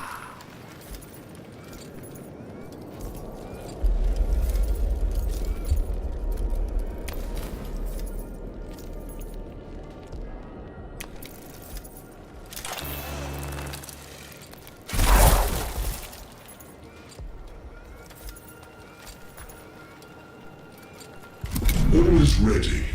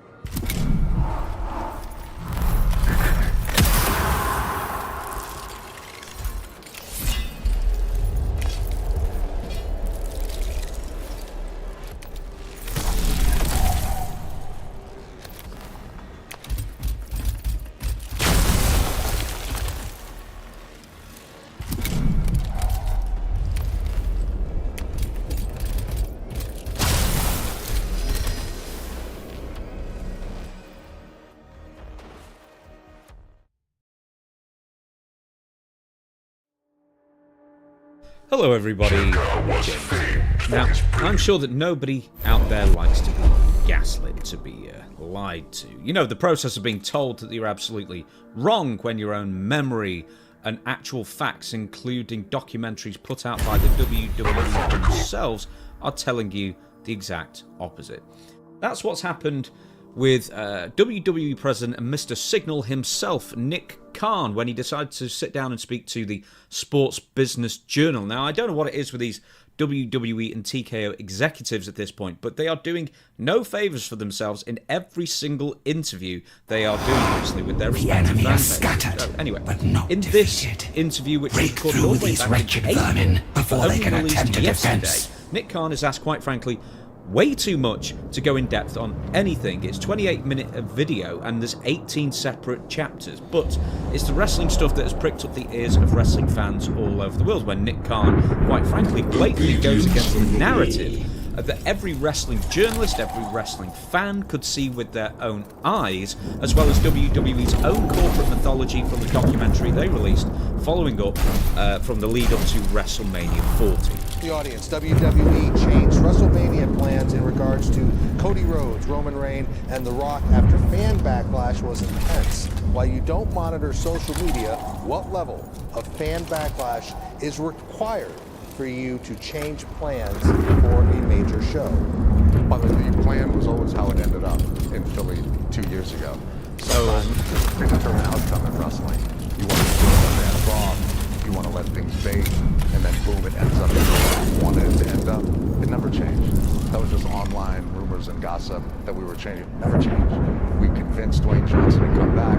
He's on our board of directors. It was a tag team match. He's about the same age I am, so 2 years ago, let's say he was 50. Right. You know, he was obviously in phenomenal shape. He did everything that we asked him to, and then some, but that was always the result we were looking for. Okay. Absolutely none of that, as best we know, is even remotely true. WWE did indeed pivot, which is Triple H's most favoritist word in the whole wide world, many times before WrestleMania 40 took place. In fact, Triple H, in WWE's own documentary, claimed that the WrestleMania card was 80% finalised by October of the year. Only for, quote, a lot of things happening that ended up upending his vision, essentially. Boy, is that an understatement. To give you a rundown of just how many pivots and how much social media and fan criticism played into all this. Cody losing to Roman Reigns at WrestleMania 39 in 2023. The last of the Vince McMahon era, by the way, was a major shock because the babyface usually wins in the end. Triple H and co. took a massive risk going the other way and building Cody for an entire extra year before getting another shot at the belt. Fast forward to 2024 and Dwayne Johnson officially becomes a member of the WWE Board of Directors and got himself a fat $30 million payday as well on January 23rd, 2024. So WWE Chief Creative Officer Triple H, whose decision making in WWE can be overruled by any number of people, including Nick Khan and a handful of TKO executives, and now The Rock himself, still pushed through on his vision for Cody Rhodes winning the Royal Rumble a mere 4 days later. This is where it all gets incredibly, I guess, intense behind the scenes, and how much that played out on TV or in interviews we still don't fully know. But anyway, Cody Rhodes even, and I'm presuming this was Triple H who told him to do this, Cody Rhodes even pointed at Roman Reigns as well during that show, so there was absolutely no doubt that Cody Rhodes was angling for a return match for Roman Reigns on the WWE Championship. Argle Fargle, and some might say Fufara, continued behind the scenes when The Rock essentially usurped overall Triple H's decision-making ability, so we understand anyway, and The Rock booked himself to wrestle the reigning WWE champion Roman Reigns himself, believing that he was the bigger worldwide draw, and Rock always wanted to do that final singles match on the biggest stage of them all with his cousin. Rock and Nick Khan, and maybe others as well, aren't necessarily wrong with that he was the bigger draw of the two, in theory, but it's the existing WWE fan base that you need to please, not a theoretical long-lost fan or never were a fan kind of thing that's only heard of The Rock and Steve Austin and Hulk Hogan. Maybe WrestleMania 40 might have been bigger with The Rock versus Roman in the singles match, but not for the loyal wrestling fans at large who are actually buying your product every week. You don't want to upset them Destructive construct has served as an obstacle long I mean, enough. this is the problem with TKO. Deactivated to a Hey, terminal in theory, if we put Jelly Roll and Pat McAfee in the main event of WrestleMania, we'll draw more eyeballs. In fact, did we lose Travis Scott's number? Can we just give him a ring back? You never know if he might want to be there. Did you know at one point there was reportedly an idea to have Cody written off of WWE television entirely in the lead up, or at least over the course of WrestleMania 40. Yep, someone in WWE was planning on Cody being attacked and written off TV by the Bloodline and then remain absent for WrestleMania 40, lest he, distracts from the people that TKO wanted you to concentrate on, I guess. But it was Triple H, to his credit, we believe, he personally battled really hard to keep Cody on television. Now, back to what they ended up doing. WWE explained Cody giving up his #1 contendership spot after winning the Royal Rumble by having Cody go to the ring on SmackDown and say, he's coming for Roman Reigns, but not a WrestleMania, guy. Here's The Rock instead. Rock walks in, shakes Cody's hands, gives him a big hug, and then whispers in his ear, get the fuck out the ring, man. Sometimes you've got to make up your own stories here, but the rest is true. The fans hated it. In fact, actually, the fans kind of loved it at first because The Rock was turning back up, at least on TV. And then they kind of digested it and thought, this sucks, man. Anyway, WWE, or at least those in The Rock's camp, were not listening to the fans whatsoever, or at least gauging what the fans actually wanted at this point. This is totally a Suits decision, you know what I mean? And Cody was at absolute peak popularity at this point. The fans saw through this. It was kind of like, with Daniel Bryan and the Yes Movement. It was exactly 10 years. In fact, basically, certain people at top didn't see it, or they had their own plans, and they were going against the wishes of the WWE fans at large. And it's Cody getting shafted because the Suits and The Rock himself misguided thought Dwayne was versus his cousin was the bigger deal of the two. Anyway, WWE, and to his credit, The Rock himself, knew they had screwed up because they saw the fan backlash and changed the script majorly more than once. Once again, these facts are very much contradicting Nick Khan's story just there. This was a massive change of plan, don't let anybody tell you any different, and plans change constantly throughout the weeks going up to WrestleMania 40. We still don't know the full story.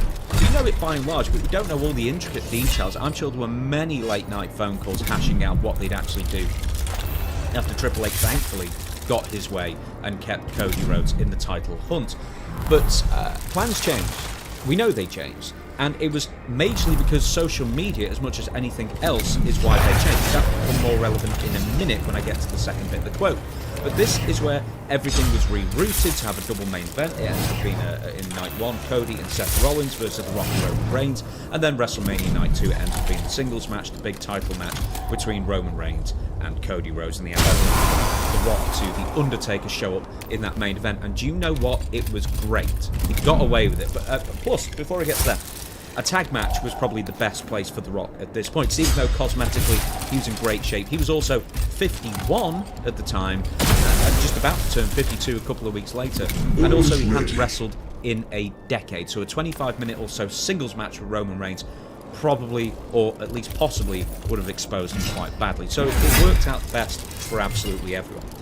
And I mean, there was, and they say follow-up as well. There was kind of a follow-up after WrestleMania 40 because The Rock gave Cody Rhodes a Rolex or something. Then they kind of just talk about it and then briefly mention it again. Not really anymore. Anyway, that's a video for another time. Back to the second of Nick Khan's claims that I'm happy to debunk now. Does anybody ever have to look at someone and say, Nick, we are getting so hammered on this, we've got to make a change? We will never respond to social media criticism. Again, if ratings are down, if revenue's down, if relevancy's down, it's up to us. Just to re-quote there, we will never respond to social media criticism. That is what Nick Khan said. I don't know if that kind of line works on Nick Khan's home planet of the billionaires, but on Earth, that's about as laughable a line as you're going to hear in quite some time. Now, you know partially why WWE pivoted in 2024 with the WrestleMania 40 thing, because the YouTube video with Cody Rhodes giving up the match to Roman Reigns to The Rock ended up being one of their most disliked videos ever. Hey, maybe some loser bought a bunch of bots again. I don't know, but it didn't go unnoticed by WWE. I assure you of that. And you know why? Pat McAfee turned up before WrestleMania 42 and was acting like WWE's perception of what an internet wrestling community mark is. That's their response to social media, or at least one of their responses to social media criticism that they are paying attention to, and are apparently creating characters entirely based on it as well. Then WWE, forced by TKO to deal with this influx of celebrities, Pat McAfee, Jelly Roll, etc., in the main event, and then they change weeks of storylines on the fly to accommodate all of this. Hey, guess what? That's more social media. Hey, guess what? CM Punk starts talking about Pat McAfee on Raw, and then he throws out the ticket sales line saying, hey, lower the damn prices of the tickets, they're too expensive. Guess what? That's social media. That is nothing to do with what WWE were putting as far as storylines on television. That's never been mentioned before, or since, actually, was the price of WWE tickets. That was a social media backlash. I've mentioned it 100 times on my channel. I'm sure other people have as well. But put it this way, that was a line in the promo as a direct consequence of it being a social media talking point. And yes, people do pivot on that. And then also, you know why Pat McAfee wasn't at Backlash? Like, he was meant to be in the main event in that celebrity Cody and Jelly Roll and Randy Orton and Pat McAfee tag match to main event and Backlash. Backlash was ironically due to the fan backlash on social media. I don't know what else to tell you. How do you remember when WWE rehired R-Truth? Do you remember it being a huge social media backlash again? And WWE re-signed him off the back of that, or rehired him, or renewed him, or whatever it was. The minutiae of what happened with his contract doesn't really matter. I'm pretty sure it wasn't because, hey, look at all on social media. Absolutely no one on social media is talking about R-Truth getting fired. Let's rehire him. How about Danhausen? I mean, do you think he'd be on every single SmackDown and PLE if fans weren't cheering and talking about him on social media and buying his merchandise? WWE probably hired Danhausen because of his social media in the first place. Now, Nick Khan says, WWE responds to, quote, and this is another quote from elsewhere, ratings, revenue, and relevancy, not social media. But in modern WWE, social media criticism is often the earliest visible symptom of a relevancy or perception problem. I mean, all the hashtags, we want Cody, fire Triple H, we want truth, etc., YouTube dislike ratios, viral clips that WWE are now pulling down. It's all relevancy data for WWE that they pay so much attention to, and they do pivot and they do listen to it, I assure you. Not individual people. I'm not saying listen to just a bunch of random individual complainers on social media, but when there are broader trends out there, not only do WWE and TKO monitor them, they absolutely are obsessed by them. They've been obsessed with social media long before a lot of other combat sports businesses were as well. They were rarely on the cusp, not super on the crest of the wave of the zeitgeist of it all, but they were fairly up on it, for quite a number of years, and they were always paying attention to it, and they still do. This becomes all the more comedic when Nick Khan, in other quotes, says he doesn't follow or react to social media. Yeah, you do. Everybody does in WWE and TKO. Or that Triple H says that fans on social media aren't actually fans and not representative of the wider audience, which might have been true 20 years ago, but these days I've got a feeling that that's pretty much all they've got left as the internet fans. Or, as Triple H says, and this is pretty much a quote, he says, fuck off from being a critic and enjoy the show. Now, it's a race between Nick Khan, Triple H, and Mark Shapiro. I love it when they do interviews. It's great for me. It's great for my channel, especially the ratings, the revenue, and the relevancy. So please, guys, keep doing interviews. It is great for me to pull apart and, look into the words and see if they hold up to scrutiny. And remember, everybody, before I go, Langis. Read it backwards, damn it. Hey, did you know that Relic was killer spelled backward?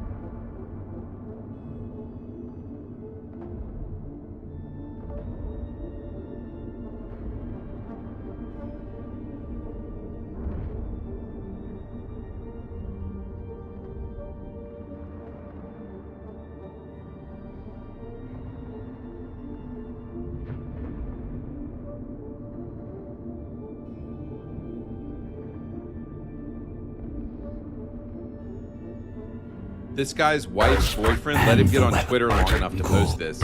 It's genuinely wild how many people are making an absolute show of themselves over God of War Laufey. Game looks crazy good. If you decide you aren't going to play because girl, not Kratos, then you're probably going to lose out massively.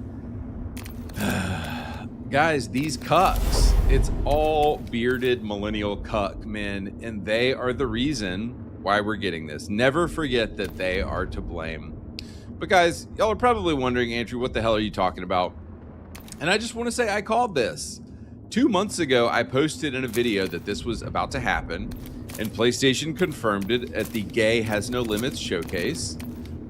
Guys, I don't know if you've realized, PlayStation desperately needs a win right now. It's like $1,000 for a PS5. Steam Deck prices are going through the roof. Nobody's buying PS5s anymore. A lot of people have said this is the worst video game generation they've ever seen. And a lot of people like me, I still own a PS4 because there's literally they've given me absolutely no reason to buy a PS5. Their stock is cratering. And so PlayStation is doing really, really bad right now financially. So what was their response to this? A normal company would say, man, let's revive a storied franchise and remind fans of the PlayStation brand, and let's revive the base and bring them back to the PlayStation that they used to know. Nope. PlayStation didn't decide to do that. They said, let's take a character. Let's take a beloved character from 2005 with 11 games in which he is the hero, and let's replace him with a woman. Dude, guys, I'm just like, if I can be honest, like, is anybody else just sick of this fucking shit, man? Like, look at this, dude. Kratos turned into a woman. Geralt turned into a woman. Joel turned into a woman, practically. Ghost of Tsushima turned into a woman. Uncharted turned into a woman. Hades turned into a woman. Even cartoon characters of whatever that game's called turned into a woman. Guys, and you know who's allowing it? We're gonna get into them in a second, but it's these millennial beard Reddit homos, dude, who think that they're gonna get like a scrap of pussy from a woman who's gonna be like, oh, thank you so much for white knighting for me on the internet, dude. Like, women don't care, dude. And anyway, it's not about women in games. We're totally fine with women in games. We love Tomb Raider. What this is about, again, is you took our dude. You took base, masculine, badass, bangs all the goddesses, Kratos, and you replaced him with this ugly bitch with a talking cube and a talking sword. Nobody wants this shit, man. So I started a podcast recently, and I'm going to link it at the end of the show. I've just had to take a break from this stuff, man.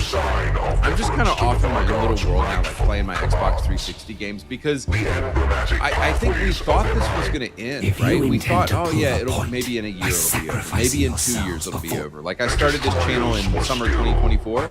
I thought this junk was going to be over, man. And here we are, summer 2026, and this shit is still, it hasn't slowed down at all, man. Like, look at these ugly bitches that they're like. These companies hate money. That is the only explanation I can think of this. And bro, Asian studios just looking at you like this, like, man, what's wrong with the West? What's wrong with those Americans, dude? And it's because we've completely lost our balls. The West has completely lost their balls. You don't even meet a man who looks like the man on the left anymore. You meet a man who wants to be a woman now. That's what our society is full of, dude. So anyway, yeah, 11 games based angry Kratos, and they thought, hey, let's turn him into a woman. This is gonna go well. The fans are gonna love this. Guys, there is no God of War anymore. The God of War is a mom now. She's a mom folding laundry. 11 games washed away. And like I said earlier, this woman is gorgeous. Sony, how did you F this up? All you had to do was scan her in, make her the main character. Like, why are they so fixated? It's because they hate men, y'all. We need to be honest about what it really is. They hate men at the end of the day. That's all it is. That's the only reason you would scan an actually beautiful human being in and then make them ugly, is because you hate men, you're a demon, and you're gonna burn in hell one day, and I'm gonna laugh, maybe. All right, so let's get into what some of the cucks are saying. These bearded Reddit millennials whose wife's boyfriend let them post on Twitter for a little while. And what are they saying? They're saying, why do people have an issue against a female protagonist? Get over it. I bet if she had a BBL and huge tits, these same no-grass-touching basement dwellers wouldn't be hoarding their pussy, saying it hurts after bumping into a wall. Dude, he's calling us soft. Meanwhile, he's advocating for a woman in a game. Like, bro, you're the pinnacle of soft. This guy Ryan said, I see some folks crying because we're not playing as Kratos. We've got the chance to have, I'm gonna do my regular voice. We've got the chance to have Atreus' mom, a giantess with the strength of a giantess. Dude, do you see how feminism has rotted these guys' brains? How absolutely cucked they are by Sony? Like, there's not a masculine cell in bro's entire body. Like, dude, go lift weights, man. Go do manual labor. I don't know how to turn you into a man, bro. But you're not a man. You're a pussy. You're gay. We've had 8 games with Kratos, and now we've got the opportunity to get some lore on Faye. We're not gonna say no. Be happy about it instead of acting like 15-year-olds. Guys, and I'm just like, I'm baffled at how people still have these takes. Like, it's hitting points of exhaustion of the wokeness, and people still have these takes. It's genuinely wild how many people are making an absolute show of themselves when they're out of Lao Fei. Game looks crazy good. Doesn't. We're gonna watch a clip in a second. Here, the game looks terrible. She's talking to a purple cube. If you decide you aren't gonna play because girl, not Kratos, then you're probably gonna lose out massively. 90% of it is clickbait anyway. It's not clickbait, dude. It's exactly what all y'all are freaking out about, because 90% of the internet hates this shit. Oh, but let's look at this fudge packer fighting cowboy. Why is it that every dude I see calling God of War Alfei woke is also built like a Pillsbury Doughboy? We need to get these boys into the gym so the idea of a strong woman stops being so scary for them. This is what Jewish cucks and gay communists do. They shift the debate terms in their response. So never did we say that we don't want women in games. I love the Tomb Raider games. I love all kinds of women with games in them. What we said is we just want a game to ourselves. Those of us who love God of War, who have played all 11 games, who've been playing this game for years, can we just not have our main character changed, maybe? So what these gay beta cucks like Fighting Cowboy do is they change the terms of the debate, and they misrepresent what we're actually saying. It was justifiably like, annoying showcase. I just game that it was the dumbest shit. Like, the problem with the game is because he plays a fucking woman. It's just like not. Here's why bro is nervous and kind of dancing around the subject, and he's a little pussy bitch, is because he knows he's getting roasted by his chat right now, and he's panicking, and that's why he ended the stream early, because nobody wants this shit. But see, behind closed doors, he has to stay friends with the homos and the gay communists and the Jews and the people who are funding him and all the LGBTQ weirdos. He has to stay friends with those people behind closed doors because that's who funds him, that's who gives him money, that's who allows him to do this. So this is why he's so conflicted right now. A big showing for, I don't know. I felt kind of flat during most of it, but again, it's kind of what I said with my 007. Dude, this is why these streamers are dying, is because nobody's talking about the elephant in the room. The woke garbage is the elephant in the room, and when you ignore it and when you don't talk about it, people see that you're a fundamentally dishonest person and they don't want to hear from you anymore. Somebody else said, I don't know why there's so much hate for God of War's Lao Fei when it's basically just spending 40 hours with her killing monsters and gods. It's not though, dude. Like, they always misrepresent the argument and they always misrepresent what we're saying because they're fudge packers and they want to go home and get pounded by their boyfriend because they're fucking gay. Guys, it's all these guys are just fucking gay, man. They're secretly fucking gay. That's why they're okay with a bull coming in and, you know, doing whatever with their wife. The future of games led by female protagonists is beautiful, Mike. There is no need. So again, what they'll do here is they'll mix in some perfectly fine games with the weird games. I don't know who this chick is. She's relatively attractive. I have no issue at all with Lucia being in GTA 6. Lucia is not my issue with GTA 6. Go watch my video on that. Most of these women, this chick in the middle is hot. Most of us have no...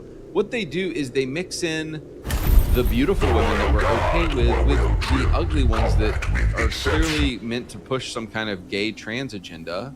They're trying to be sneaky and it's not working. MBG coping. I wonder what will be said when God of War Lao Fei sells 10 to 15 million copies. It is a success. Dude, I still can't believe this, that a cube is like her, like is like the companion in the game. It's because what was the companion gonna be? Like a dude who plows her? Like that wouldn't be fun.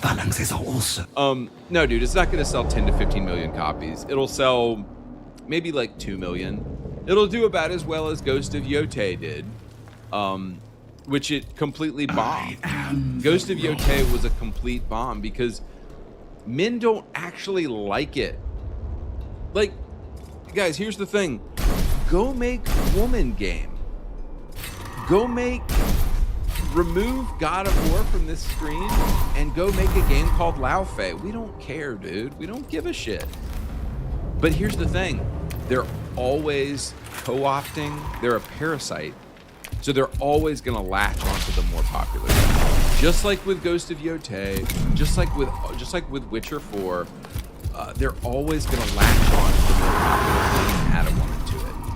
Because they know if they just put a woman in a game, it's going to be like Forspoken. Nobody bought Forspoken. Nobody played Forspoken because it didn't have the brand recognition. So what they want to do is they want to get the gay communists and steal the brand recognition, latch onto the brand recognition like a parasite. But guys, just as I'm kind of closing out this section, if you buy Witcher 4, you're to blame. If you buy Ghost of Yotei, you're to blame. If you bought AC Shadows, if you bought any of these games on the right here, you're to blame. Blade's bad. And guys, if you actually think Ciri is going to be a good character for Witcher 4, you clearly know nothing about the lore. There's no reason for her to do the Trial of the Grasses. She's actually way more powerful than a Witcher. The only reason she would do the Trial of Grasses and become a Witcher is so that she can cuck men.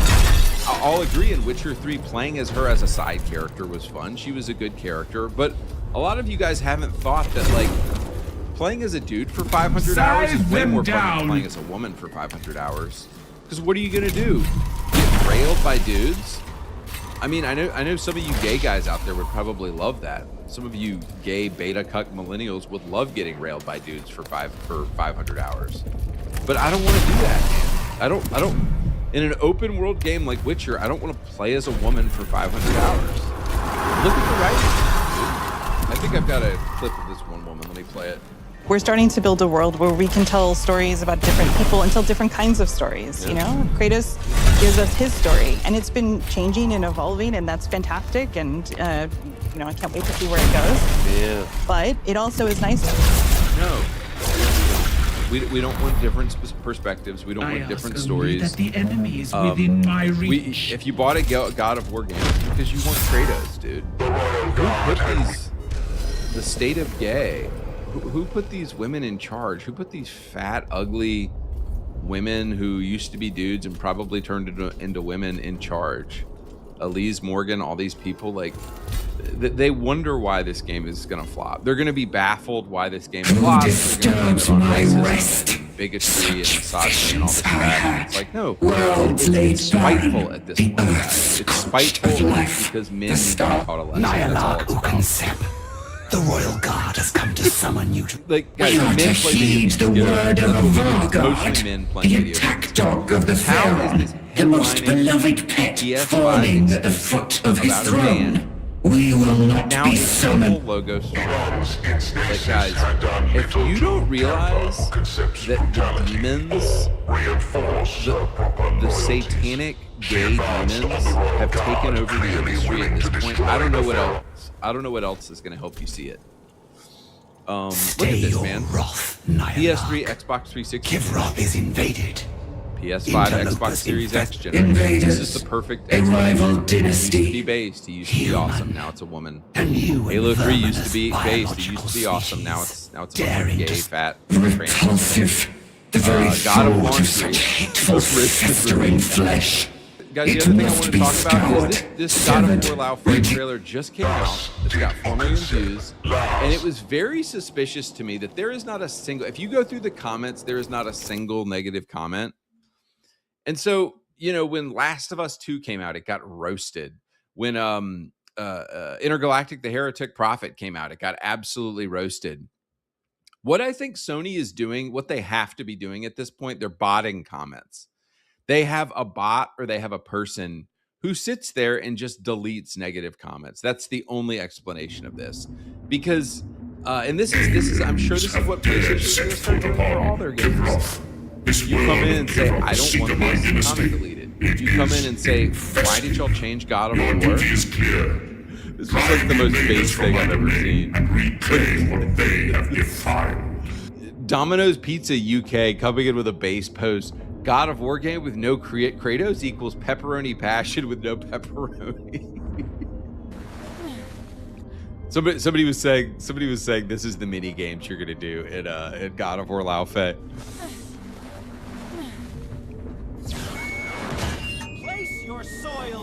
Our legions are responding to the protest. My destroyers pledge their strength. Laundry washing mini game. Watch another one here. And the cut. My dynasty heeds. New gameplay footage from God of War. The Pharaoh's mind is addled. The great sleep has robbed him of his memories and wits. Many are doing laundry, carry water to the house, sweep. Even a Pharaoh might fall to the enemy. Making destruction for Kratos as he yells. So guys, need I remind you of the based old not for ourselves, masculine but Kratos for games where the he just dynasty. beat the crap out of gods. It was just him punching a god for 12 minutes straight. He was a badass. He was awesome. And what has this been replaced with? Just watch this trash. Okay, I think they're gone. Just be careful. Fresh air. Oh, you're different. You're a cube. Talking. You know what? It doesn't matter. How do we get out of here? Yeah, we've tried. There's no way out. And you're a talking sword. I'm not the sword. I'm the ribbons, obviously. And my name is Rue. The cube is Frank. I'm not the sword, I'm the ribbons, obviously, and this cube is Frank. So yeah, guys, in closing, I'm just tired of this shit, man. I'm honestly tired of complaining about this stuff. I'm tired of talking about this stuff. We just need to get off of our asses and do something about it. The fog of reawakening. If you buy Ghost of War, you are the problem. If you buy Ghost of Woe, you are the problem. If you bought Kingdom Come Deliverance 2, if you bought Kingdom Come in a Dude 2, you are the problem. So never ever support girl boss games. Make fun of these people. And guys, it's time for us to get off of our asses, honestly, and just make our own shit. Yeah, like the industry, I hope y'all are seeing now how deep it goes. The entire industry is run by satanic, gay, Jewish pedophiles. That's all there is to it. And so just in closing here, follow if you type in Save Scum Podcast into YouTube, you can pull up my podcast I started. We've only done 2 games, Deus Ex: Mankind Divided and Bully. Yeah, guys, I'm honestly, like I've said, I'm just tired of talking about this stuff. I'm going to be posting videos when I'm here because I don't really make enough money with these videos to like turn this into a full-time hobby, and I don't really like just churning out a negative video every week. It's not good for my mental health. It's not fun. And so, you know, some people in the comments were like, "Oh, Andy, your podcast sucks." I don't care, dude. Like, eat my dick. I don't really give a fuck. What I'm doing on this new podcast is I'm not talking about woke stuff. I'm not making it all about woke stuff. We're just me and my buddy Trice, and we're possibly adding one more co-host. We're just talking about games. We talked about Deus Ex: Mankind Divided. We're talking about Bully. We're talking about what's good about the game, what's bad about the game, what works. And this is where I'm going to be posting most of my energy from now on. I mean, I'm sure I'm going to pop back into YouTube and you know, when GTA 6 comes out, I'll probably roast GTA 6. But yeah, guys, I'm just tired of, like, I have a job, I have a wife and kids, I have a family. I don't really have time or interest to just turn out clickbait videos every week where I just get angry about woke games. Like, to be clear, I am angry. It's just, I'm just tired of being so negative about it. I'm tired of, I'm just tired of making like anti-woke fun, you know? So I'm always going to be posting stuff to YouTube, I'm sure, but yeah, this new podcast I'm started, it's just, I just want to make something positive, man. I just want to, like, it's like, can I just can I just do like a normal review of games? And I know people are not interested in this. People don't want to hear me talk about games in a normal way. They want me to rage, you know, they want me to rage about all the woke stuff, and that's fine. You know, you've got Endymion for that, you've got Admon for that. But yeah, dude, I think I'm just gonna chill over here and be on my podcast, and I don't really care how many views I get. So I'll talk to you guys later. Bye.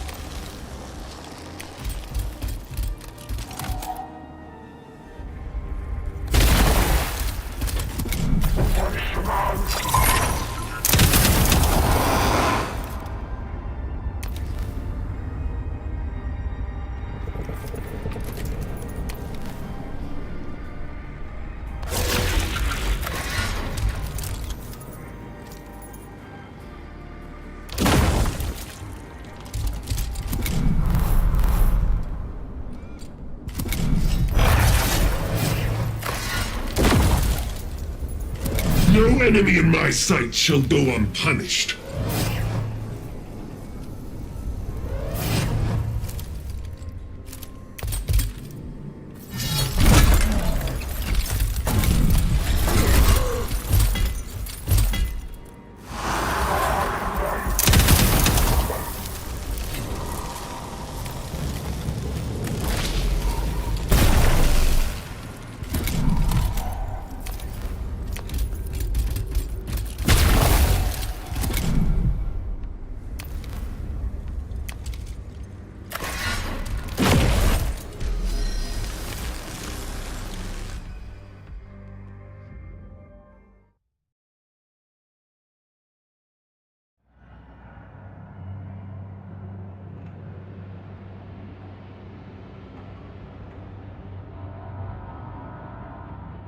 The Wife of War laundry situation is completely out of control. They have lost narrative control. No amount of gaslighting is gonna save it at this point. People are mad, and people are closing their wallets. Now, granted, I just want to say I don't think enough people will close their wallets, because every time that this gets done to a franchise, it still sells a lot of copies, but it always sells less copies than it should. And then we have always the situation where, oh, it sold so many copies, it was a success. As the company literally goes bankrupt and no longer can produce another game of that caliber because somehow it was just that successful it killed the company. Yes, that's in our future, by the way. There's no avoiding it at this point. It's gonna be fun, trust me, boys. I at least will be here to cover it. And by the way, it is official. The God of War Laufey Saga is a mainline entry. This is not a spin-off. This is no nothing. So obviously all the points that they are trying to push back against normal, sane individuals are being completely dismantled. This is not, in fact, a spin-off. And no one cares what kind of insults you throw at us. These insults are meaningless. We don't care. The game's still bad. Oh yeah, and the situation just gets worse. People are talking that Alana, everyone's favorite liar, Pierce, is a writer for God of War. And we now have actually more news on what kind of writer she is for the game. And you won't believe it. She has lied again. She probably lied again. This is absolutely insane. Remember that video yesterday when she was almost crying and shaking and everything because, oh, finally, the game that I worked 4 years on is gonna be released. I was a writer on it. I made the story, the Listen, Alana Pierce single-handedly made the God of War franchise. If you don't believe this, you're an incel, obviously, without question. We all know it's true. Can't deny it. Yeah, these words have literally no meaning nowadays. But in any case, the absolute backlash of the fact that Alana is the ball hard Pierce is involved is massive. Absolutely massive. She just can't stop destroying things. Also, we have some leaked gameplay footage.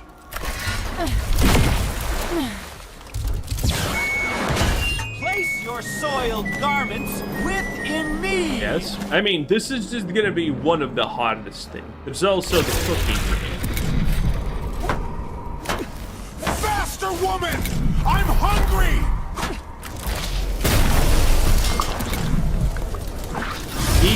Eat gameplay, boys, it is what it is. I don't think she scrubbed that one enough. Kratos should have a version of it for. And who said AI? Yeah, this is pretty much the gameplay that people are expecting. And on a more serious note, what kind of absolute atrocities we're gonna get into this game? You know she has the sword. There are 2 versions currently. One is probably the real one, but I personally like the Excalibur one. Because Excalibur is probably the most legendary sword in myth. Oh, I'm sorry, the British people are gonna call it history because of reason. Whatever. British people aside, people the stars serve. Excalibur, I think, would be the greatest fit, because Excalibur can only be wielded by the Chosen One. So in an afterlife filled with fucking gods and shit, she obviously is the only one capable of wielding it and being good enough, okay? Thor's hammer actually chose her, she just kind of was like, nah, I don't want a hammer. And there you go, she got Excalibur, even better. I think this would be perfectly encapsulating the absolute atrocity levels of writing that we can expect from this. I mean, there is no absolute better way to just show how absolutely perfect she is without trying, without improving, without going through any hardships than giving her the most legendary weapon in existence. And she doesn't even know it because obviously she doesn't. And then at some point the sword shatters because she was special all along and she never needed it anyway. I think that would be the perfect millennial modern day writing, okay? I want to see that personally. PlayStation is definitely hitting an impressive streak at this point. Very, very impressive. And I love the comments that are happening. Again, people are not giving a single shit about this, okay? You have people calling out how bad this looks, and then you have, I'll give you a couple of funny examples of the attempted poor-ass gaslighting that we're getting here. Women have spent their whole lives playing male characters without complaints. Pretty sure you complain. I'll give you one female protagonist, you cry like babies. So pathetic. Then don't give us this. Who asked for this? No one asked. Literally no one cared. I absolutely love this gaslighting because it's your fault for not liking the obviously superior character, okay? These basement dweller incels literally don't know how women look different without makeup and unideal lighting. And this is Arccast, by the way, you know, comparing the real deal with this. I also think that this guy is being extremely sexist currently. The fact that his post implies that there is a difference. Women are perfect, no matter how, they're always perfect. I personally, as a true ally, see no difference here, obviously. And if you do, you're a chud. You wouldn't want to be a chud now, would you? In any case, yes. Poor, stupid, boring gaslighting. And he has another pose that I'm not going to show because it's this fucking long and it's exactly as stupid as you want. So I love how this guy implied, he doesn't want to do this, but he accidentally implies that this character is ugly. I absolutely love it. Then we have a better one. This is the same impossible beauty standards women deal with in real life. No one cares, no one asked. This is yet again women blaming the fact that other women mock each other for how they look, while men do not give a shit do you wear or not wear makeup, okay? Woman goes on a date, has to wear makeup. But not for the man, it's for herself, obviously. Men don't care. Men don't care. If you look good without makeup, you don't have to use makeup. Women care that other women are uglier than them. Wear makeup and people say you're fake. No one has ever lived well. People have done this, but that's in the extreme situation.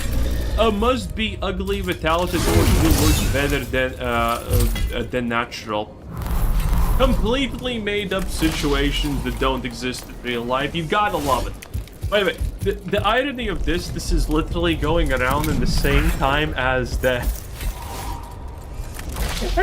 as the viral tweet about claims refuses a woman. You know, it's the horror movie of the girlfriend, and she's like, "But we were having a good day," and the tweet says, "When you ask her to block her alleged rapist." You can't just... This is at the same time. These things are happening side by side, by the way. I absolutely love it. Oh, and then there's things that didn't happen, and there's people literally showing posts of women who have exactly done this and have broken up with guys because they said, yeah, you should probably block the guy who allegedly odded you. And then they're like, no. The modern world is a complete shit show, what can I honestly say? Show natural features and suddenly you're massively. Now, these are not exactly natural features, okay? This is intended. Ugly or disturbingly disingenuous badly. Designed badly. I'm out. When people say they want natural, beautiful female characters, they usually still mean this design symmetrical, flattering, youthful. Yeah, I mean, yeah, we want normal-looking women. Most women look good. Most women look good. I don't know how that the hell is a hot take, but yeah, that's what we want. Exactly. Thank you. Domino's Pizza UK. So you know the person who made this tweet has probably already been stabbed and put into a jail cell to die. God of War game with no Kratos equals pepperoni passion with no pepperoni. Yeah. People got pretty fucking mad about that one. Also, by the way, it has already started where the person who looks like this, with makeup by the way, is now playing this. Great stuff, boys, great stuff. Is calling people out that She's not even calling people Fury out. of She's the already Suns. driving the high horse. God of War's Laupe is pronounced Lao-Fei, not Lei-Wei, like the musical artist. I have no idea what kind of musical artist that is. Probably some obscure shit. And yes, it's not even been technically 2 days, but the preaching has already began, boys. Expect more, expect a lot more. Legendary drops. These studios should just flat out say we want to replace our target audience. True, because this is what they want to do. All the gaslighting, misunderstanding, and retelling as people clearly see male characters systematically replaced doesn't work. It only pisses people off more. I just can't figure out where the problem is. Because you're stupid and probably have pronouns. No, you don't. There's just some 100k Twitch subs. Doubt it. I just can't figure where the problem is. We had a god then Ragnarok. Which, oh, look at a hell of a lot of like from gameplay. Bruh, this is not the... They're also trying to lie. They're trying to just shift the problem somewhere else where no one is claiming the problem is. If anything, people are actually loving the combat. I think the combat personally is great, by the way. It's pretty funny that Kratos got the slow, fucking sluggish shit while she is easily 10 times better combatant than him, which is kind of funny. Because he's the god of war, she's not. I did not find one thing here, and it was a beautiful tweet, okay? It was the most beautiful tweet I have read all day. It was a tweet where someone said, "Well, this doesn't. This can easily be a mainstay game because it still has the God of War in it because it has the Hindu God of War and the Egyptian God of War in it. So it's a God of War game because it still has a gods of war in it. So this is all fine, bro. But reaching that unbelievably hot is just something else. I just want to say." You can clearly see God of War was adopted by women. Yep, this is it. This was what we have. This is what we have now. And also, again, enjoy your Grogu. Don't you like Grogu? Grogu's amazing. Everyone loves Grogu. Look at him. He's so cute. Everyone gets a Grogu. Absolutely stupid and pure fucking brain rot. They all. It's amazing. This is such a, by the way, a Hollywood and fucking Vogue trope. They ruin franchises. So the moment they make something like Mandalorian Season 1, and they see that people like something, for example, Grogu, they're just gonna shove that thing into everything. Star Wars Outlaws, every single thing is gonna have some kind of Grogu version. We literally have had a Grogu since Grogu in literally everything. And now games are effectively trying to do the same type of adaptation because all of these people are creatively bankrupt and they have no idea. And the funny part is that this happened 2 days ago. This was called rumor bait, okay? There's literally no winning with these people. And there we have Synthetic Potato. Being anti-woke has to be the most miserable hobby. Now, the most miserable hobby and lifestyle is like this, but you need to skirt around the idea that woke even exists on an average day and pretend it's not there. Because otherwise you're gonna lose money, and that's pretty much it. Everything ages and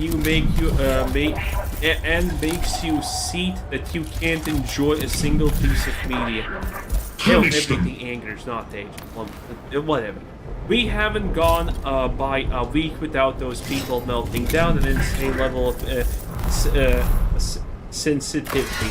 Again, the absolute irony that you unironically post something like this while this was happening. But they can't. They can't. They need to ignore that wokeness even exists in the first. It's pretty pathetic. In any case, have a nice day. Bye. The stars serve.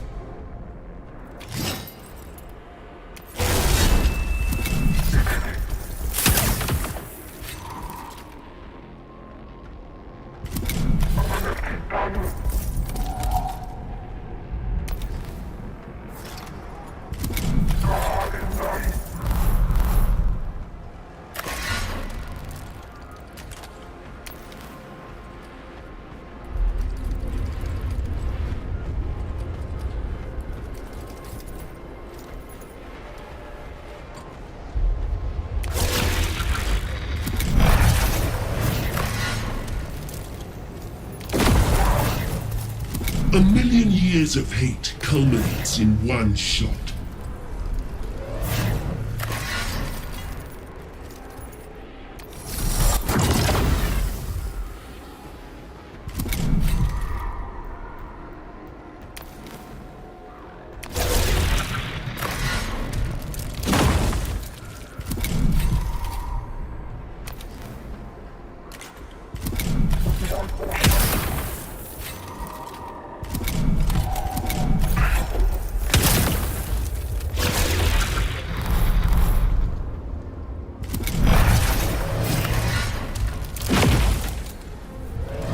Wrath made manifest.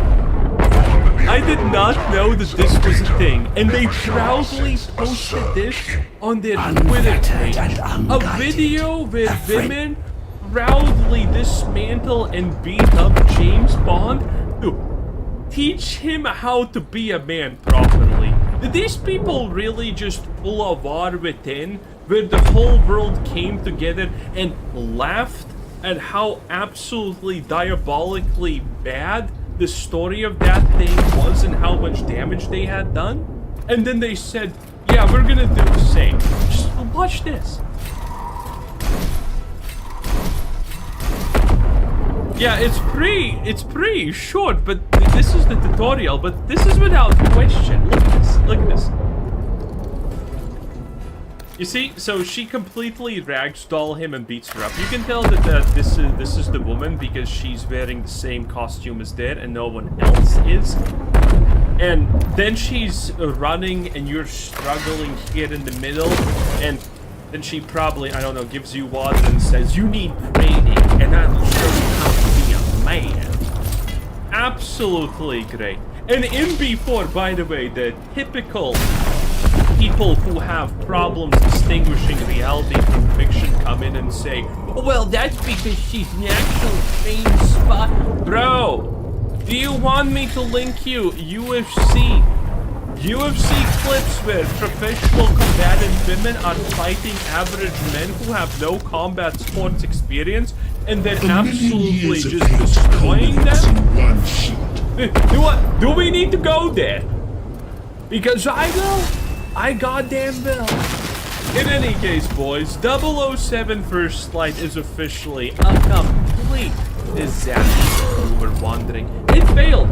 In fact, it has now officially failed so unbelievably hard that, yeah, IO Interactive is not gonna be making it any longer. 00 First Light sequels will be done by MGM and theoretically by Amazon Game Studios. And Amazon Game Studios is where things go to die. And Amazon Movie Studios is where also things go to die.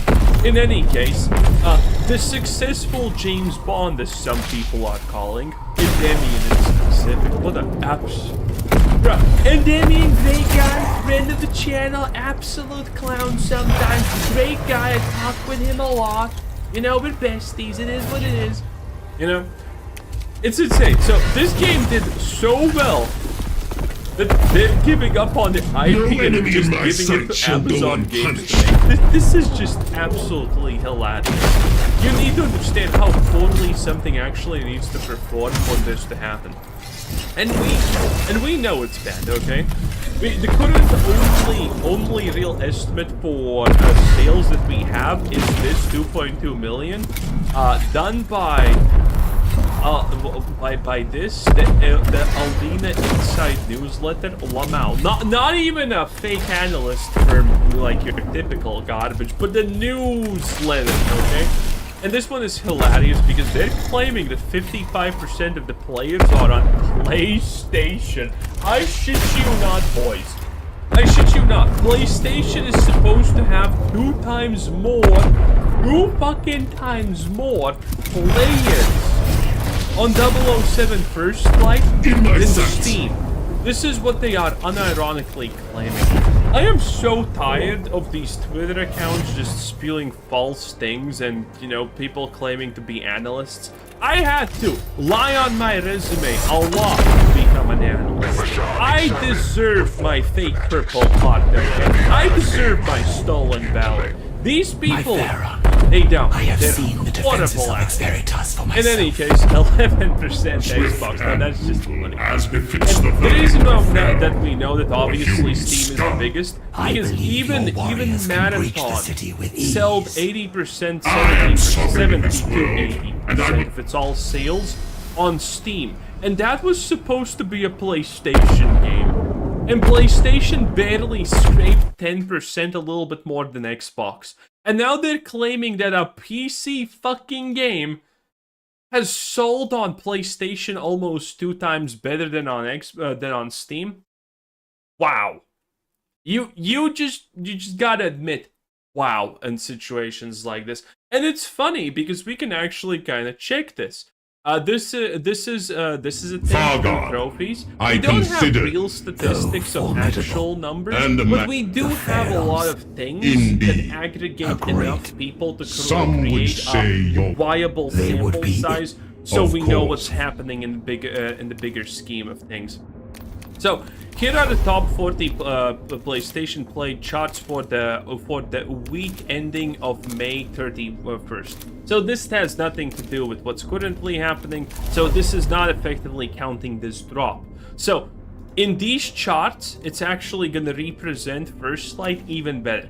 So we have Fortnite, EA Sports, Roblox, Call of Duty Modern Warfare, blah blah blah, GTA, Rocket League, which is strange, Minecraft, Marvel Rivals, Tom Clancy's Rainbow Six Siege.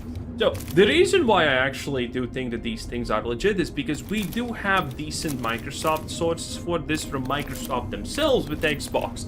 And yeah, this is the same. This is pretty much almost the same as it typically looks. A couple of things are here and there different, but this is typically how it looks for Xbox also. And we have now at 11 007 First Light, which doesn't make which is technically you would think not bad, but you need to understand how little people on consoles play. Okay, you need to understand after the top 10, you're not even looking at 10k concurrent players. You're not looking at 10k concurrent players. This was the first week at Steam, 71k concurrent players. And now it's rank 11, so this means it's probably not even hitting 10k concurrent players. And this is PlayStation, so it could actually be even worse. We know that everything below rank 10 on Xbox is anywhere from 2 to 10k players. Which is a pretty big margin, honestly, but it's really bad no matter how you slice it. So we know that First Light is not out for fucking hell. First Light can't beat Marvel Rivals, but I mean, granted, this is just one source. We can look at another source, top 100 for the last 7 days, and this is another tracker, but this is a smaller size, okay? And it currently has 00 First Light Elite ranked at 4, which is kind of strange because when you do by hours played, I mean, it's at 4 here, yes, but when you look at something like players, it's not hitting. So hours played, yes. Player count, absolutely no. And then again, it's at reload rank. What is this? K6. This is like rank 14 or something. Okay, sessions played, 00 first light. Again, this is not good. This is pretty much almost the same as this. It puts it almost in the same things. And Marvel Rivals, actually look at how Marvel Rivals. Let's see how Marvel Rivals. Okay, so this is 40k on Steam.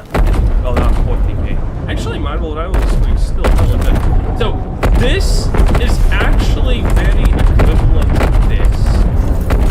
And again, they want you to believe that PlayStation actually has sold double the amount, which is impossible.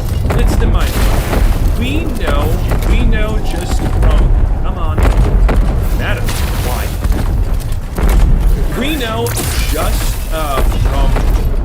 from all of these confirmed sales that it looks like Steam is the majority platform because of how long the apps were like.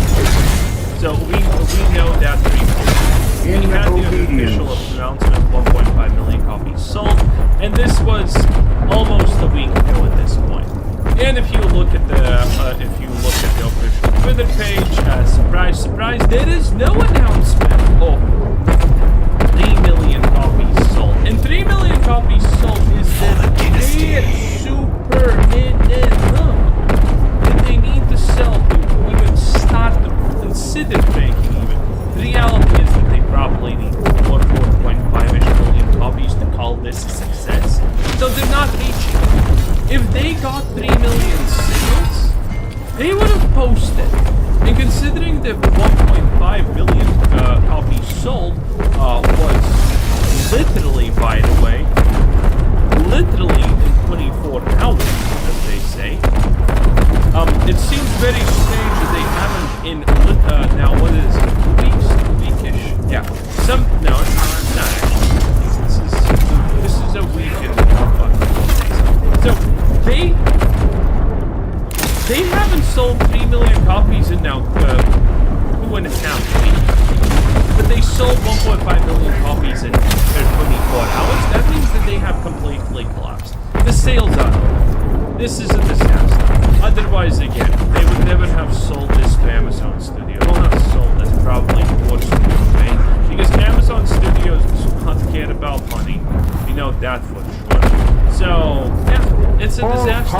007 First Light has been officially, completely go, bro. It is what it is, boys. Guys, have a nice day. Bye.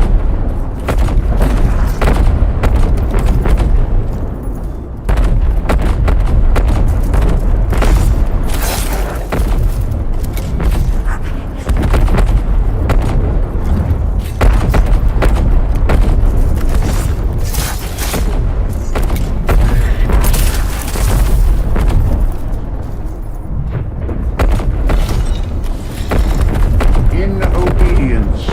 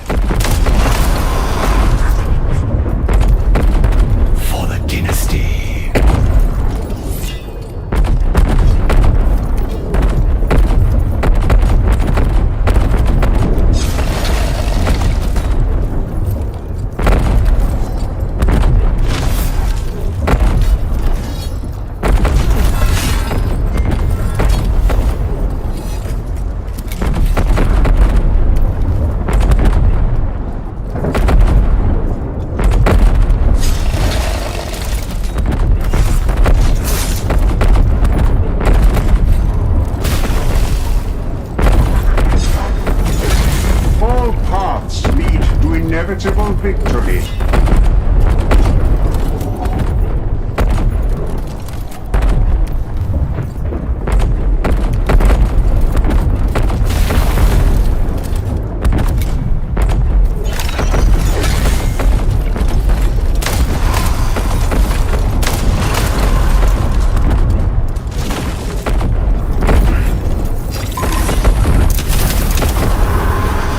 The battlefield changes, yet we must be constant.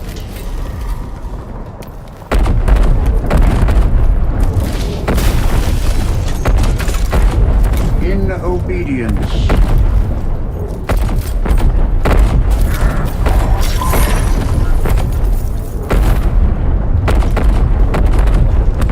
The Adeptus Astartes had learned the folly of underestimating the Royal Guard's strength. They now see the truth of their inferiority and hope to overwhelm us.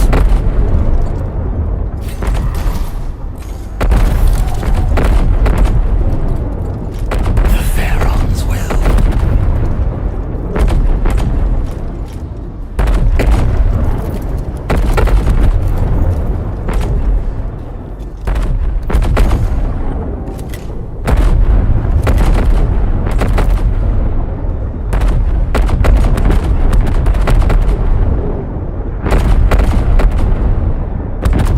It really seems like Sony is on a warpath to destroy all the money that they had.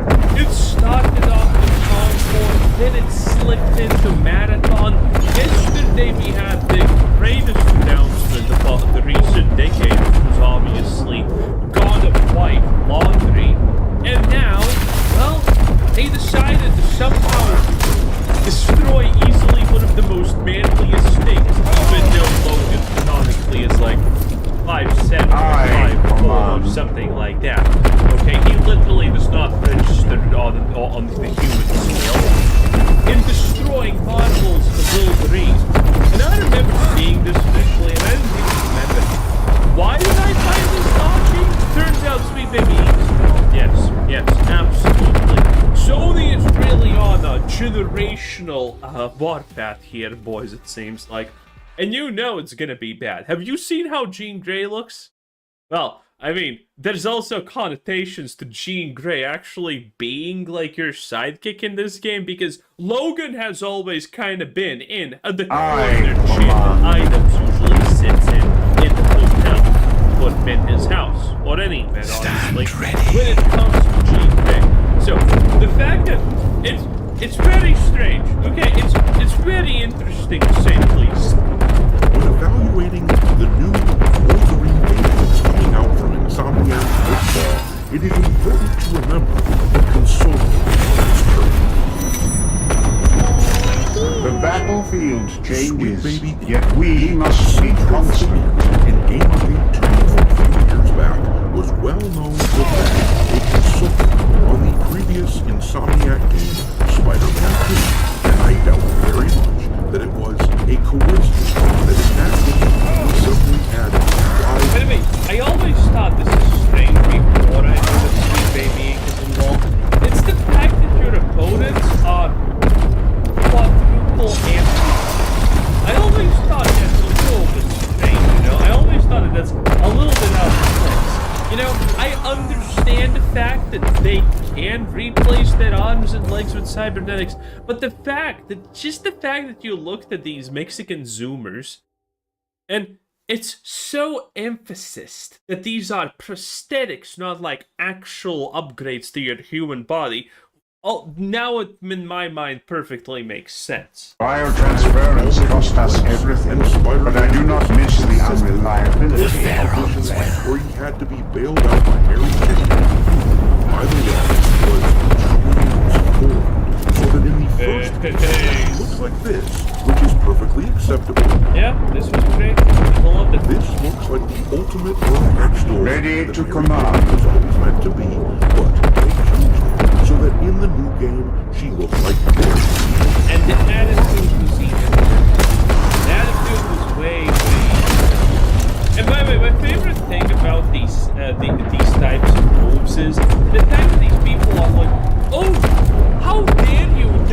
the fact that there is a difference between the first one and second one. How dare you? And how dare you point out the second one is worse for no apparent reason other than political pandering? How dare you? I like the fact that I'm also calling you out for the fact that you have a functioning brain, and you can tell that this is a little bit different from this, you know? And I'm obviously using the term a little bit loosely here.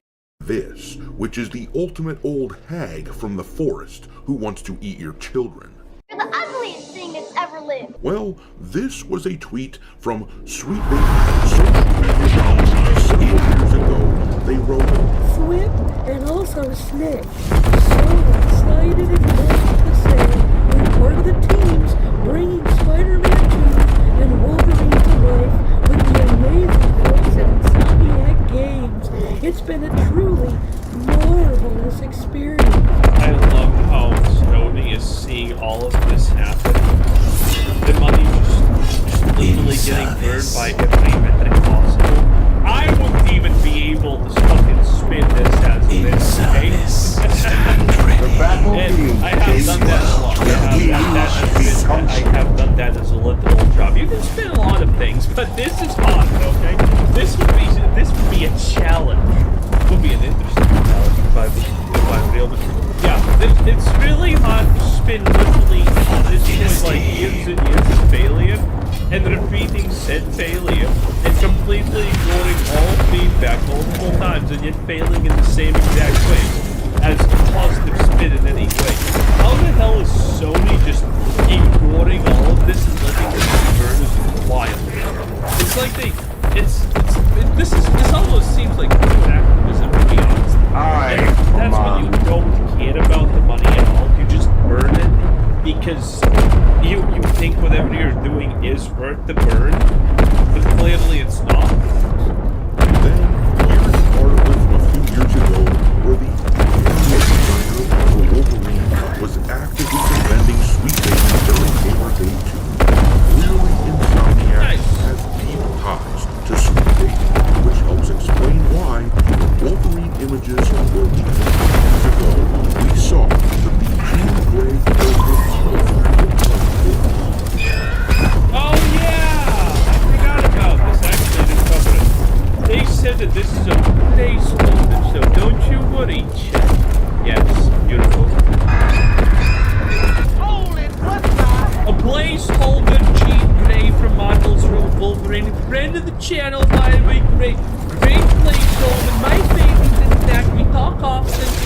Great placeholder, the best. Hell is that shit?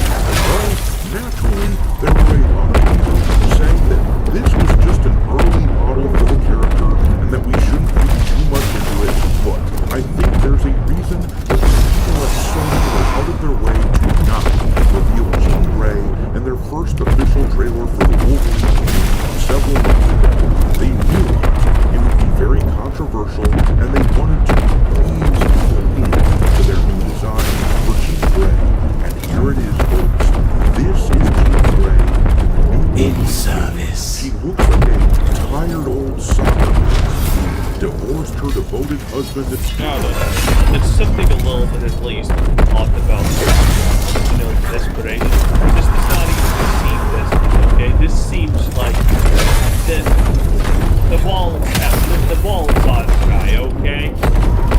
It's not just a dry wall. It's the fucking pin.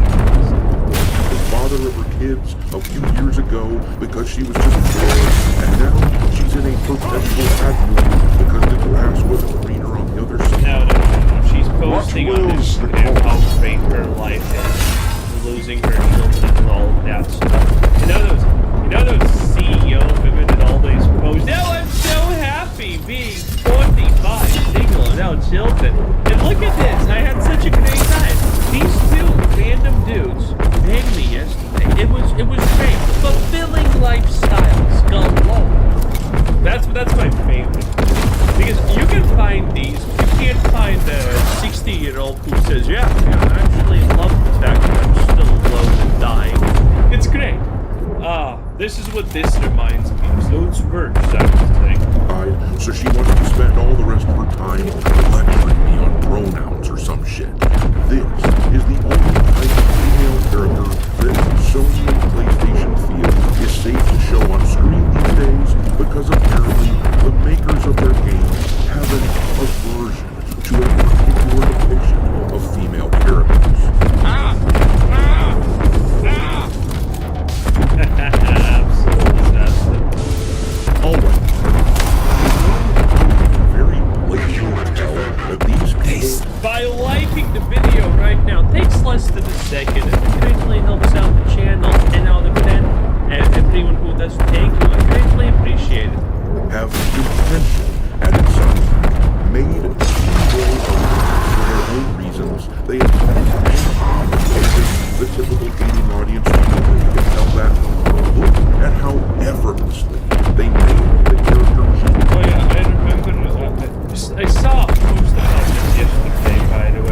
that people that this is how easy it is to make her active. You're not even, by the way, you're not even doing the, you know, ruler bait or anything like that. This is just for model rivals. This is just how easy it is to make an active character and not even push it over the edge if you don't want to. It's so easy. Look good in a game like Marvel Rivals. That is a title which Infinite has no problem using trashy female characters in order to try to sell their game. They know what gamers want, and that is what they readiness. Jean was always meant to be a redhead bombshell, the sort of character so good-looking that she had Cyclops and Wolverine fighting over her. And now, take a look at this iteration of Jean Grey and tell me, does this look like a redhead bombshell? Is this the sort of person who has 2 alphabets of fighting? Well, I mean, it does seem like a mom, but not this type. Over. She looks like a dude who put on a wig, or like an angry middle-aged divorcee. But I will give them this, I guess. At least they didn't also race swap her, as so many other entertainment companies. Listen, I'm gonna be real over it. At this point, they should just okay? They can fucking need suck easy. Like, what do I sit at marathon shouldn't take her in. Not like it can get any worse. At least it would be funny. When he said with redheads blazing, but now I want you to take a look. All paths lead to inevitable victory.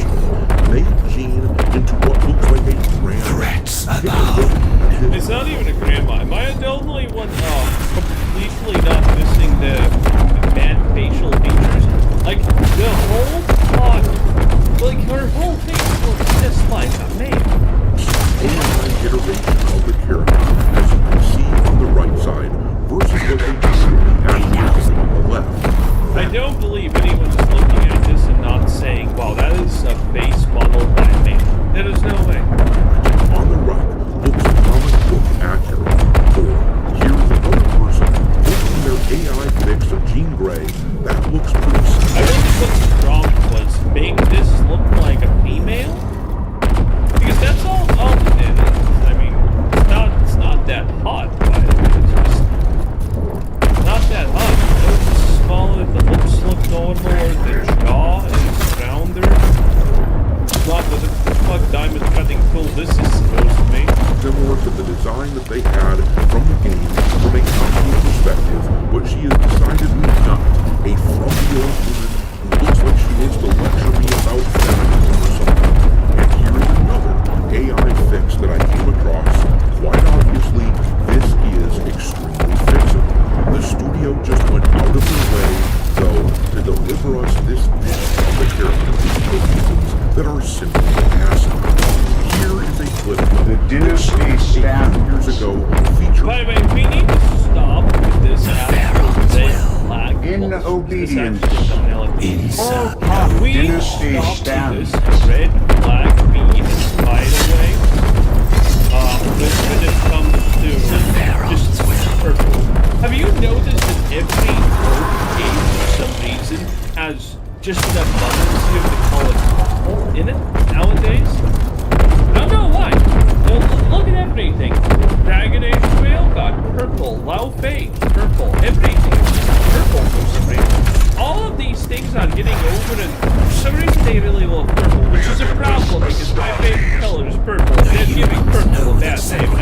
I can't have that. I'm not gonna lie. I can't have that. Kim Belair, the founder of Sweet Baby Inc., explaining to the people at the Game Developer Conference back in 2019 what their mentality is with regards to giving gamers precisely what we don't want in video games because...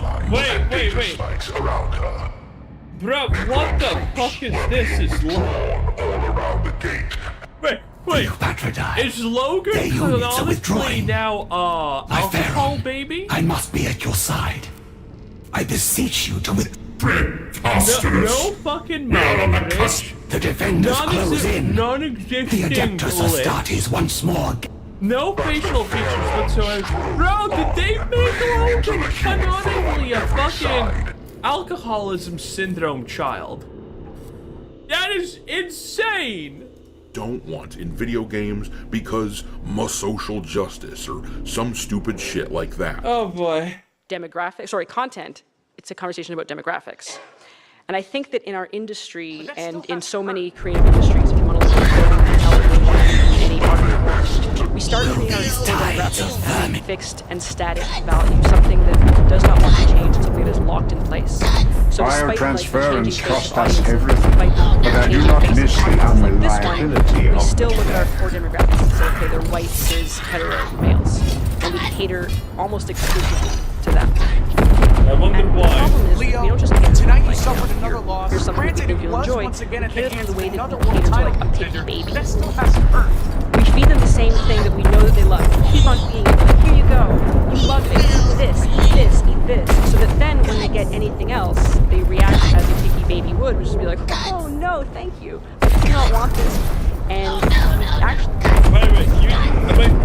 Again, I love technically listening to these people speak because every single time I hear them, it's just insane. Leo, not the tonight you first time suffered I another hear loss. them, by the Granted, way. it was So, once again at the hands the of thing another about world what title she's contender. saying That is still hasn't essentially, hurt. she's effectively simplified this if anyone's missing it, because a lot of people are watching this not thinking too much. So, the too long she's effectively saying, we have a group of people that do like this product, but we could make them not like this product and make it for different people and push things that they don't want in the product. Leo, and that's somehow supposed to be a good thing. Once again at the hands Well, of the another reason why world they title think it's a good thing contender. is because they see the people who like the things that they like and don't like the things that they like as bad people. So, obviously, they need to put the right things. We've done this so long that what we're doing is creating an entire nation of picky babies, and they make us scared to deviate from what we actually want to do. Just in case picky babies don't want to play your games. But I do like to imagine when we as white guys, there's so many here, I think that when we look at you, we say, okay, you can't possibly enjoy this. But I think they want also, that you want also, to experience new and different stories. I think we need to step out of this rule that, like, white men can enjoy fantasy worlds, aliens, sci-fi, monsters, anything, so long as it's through a lens that looks exactly like them. Because if that's the kind of person that we're always going to cater to, you're never going to innovate. You're never. And I love the absolute just blatant disrespect and disregard of reality. Because she's just implying that every single game that has ever been made, it is like a good forever. Not forever, but the good ones. You know, she's kind of just implying that every game since the beginning of time has been that. How about all the literal thousands of examples of games that those catered to that men still absolutely love? How about that? Who do you think fucking played Life is Strange, the original one, not the bad ones? Okay? Who do you think played it? It was me! It was me! Men like me! And we had a blast! We loved it! Fuck, I've been demanding more lesbian teen simulator school games for forever then. And you haven't given them to me. So now that I like the thing that you think I should like, but you're not making it anyway, what the fuck is this? We're going to change things. We're going to continue to debate. That is who we are dealing with here.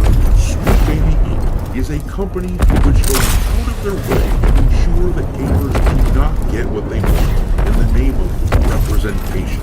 Missy was revealed in this Wolverine game several months ago, and she looks atrocious as well, so I guess this new Jean Grey fits in nicely with that design, but I don't think I've seen this thing. In obedience. In any case, it's not good.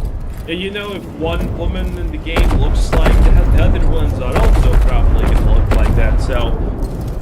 Yeah, that's bad. That's bad. Well, I mean, that's kind of the plot. What's for Sony? Microsoft went through this, they're still going through this, and Sony's now full-on embracing that stuff. Okay, anyway, thanks for watching. That was Dr. Disaster. Have a nice day. Bye!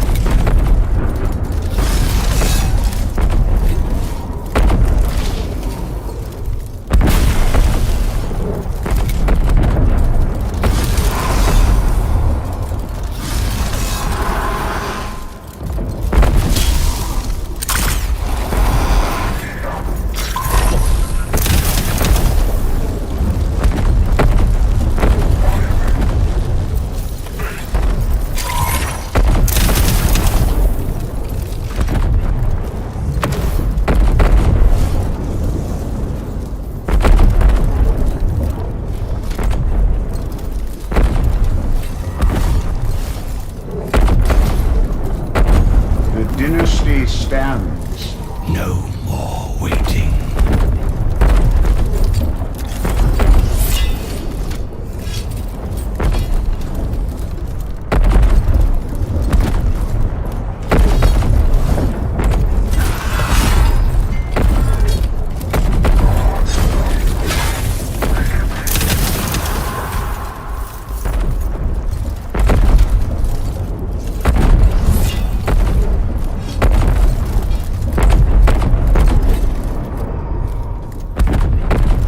Ready to command.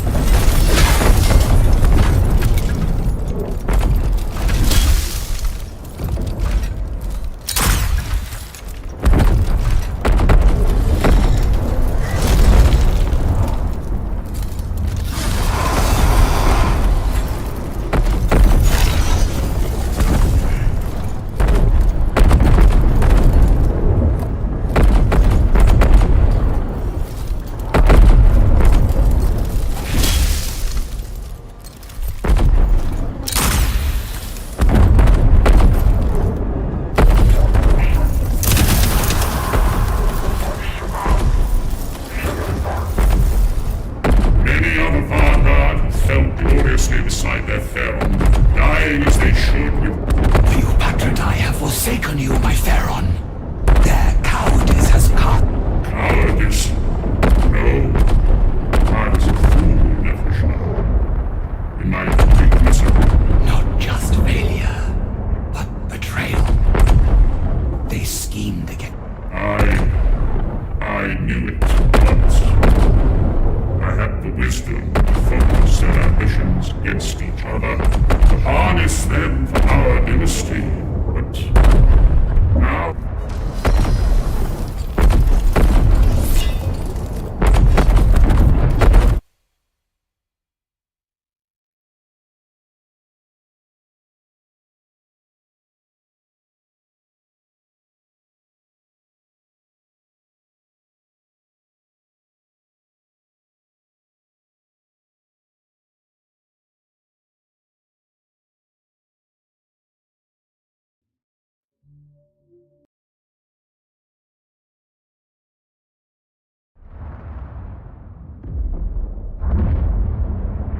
I no longer recall my plans for vengeance in the event of my betrayal.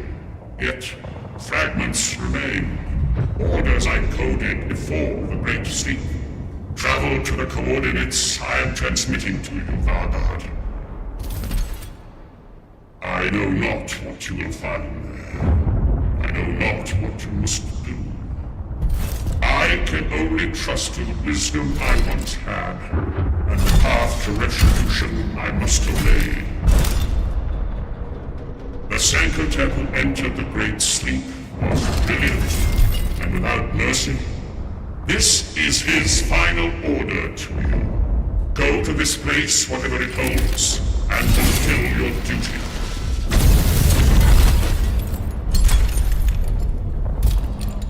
As ever, my Pharaon, I obey until my end.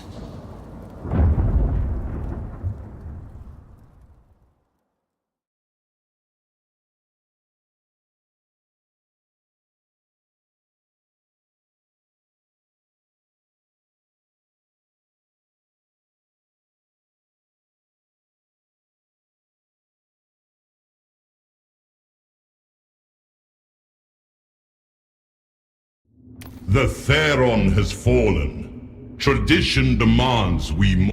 Ceremonies of mourning can be... Kivroth is still the crown world of the Sancotep dynasty. He restrained my destroyers from pursuing the perfected omnicide of this planet. Our legion. A grinding engine of Nemesaur, I must protest. Whether Necron or human, Remember to whom you speak, Vargard. You derive no authority from the fair. You serve us now, Nefershah, not the...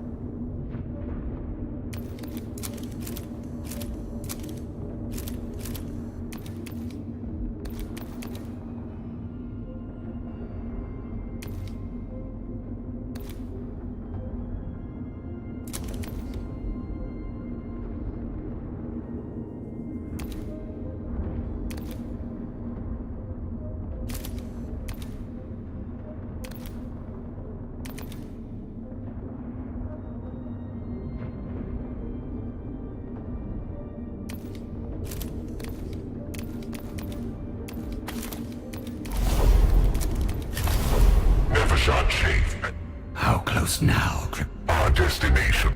Ruins of Necro.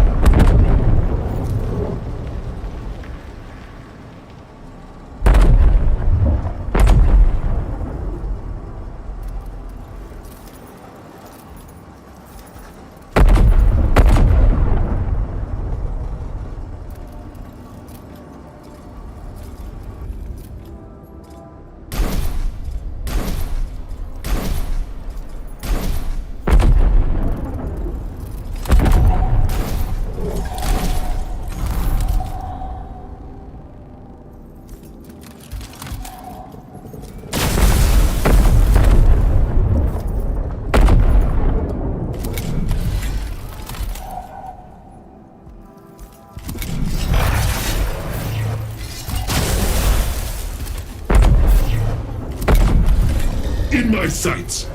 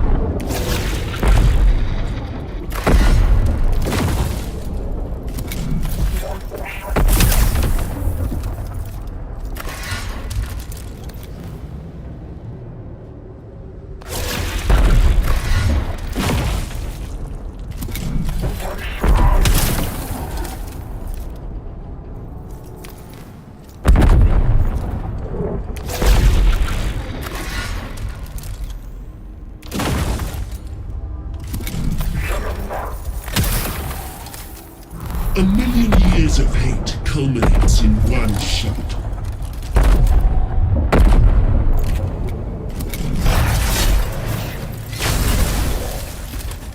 Wrath made manifest.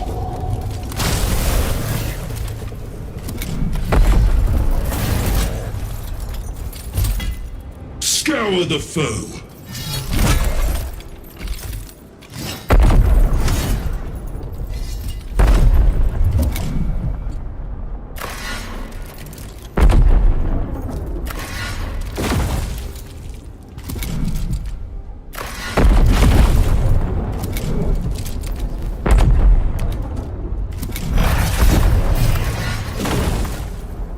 The humans were examining this site.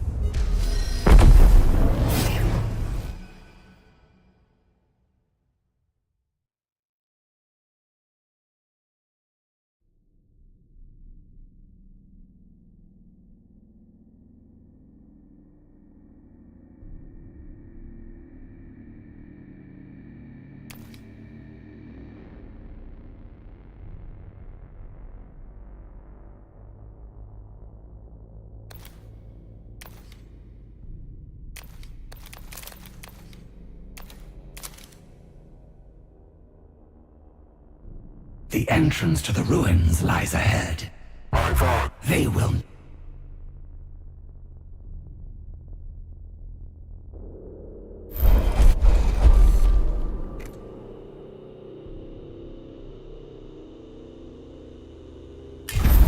Never shut.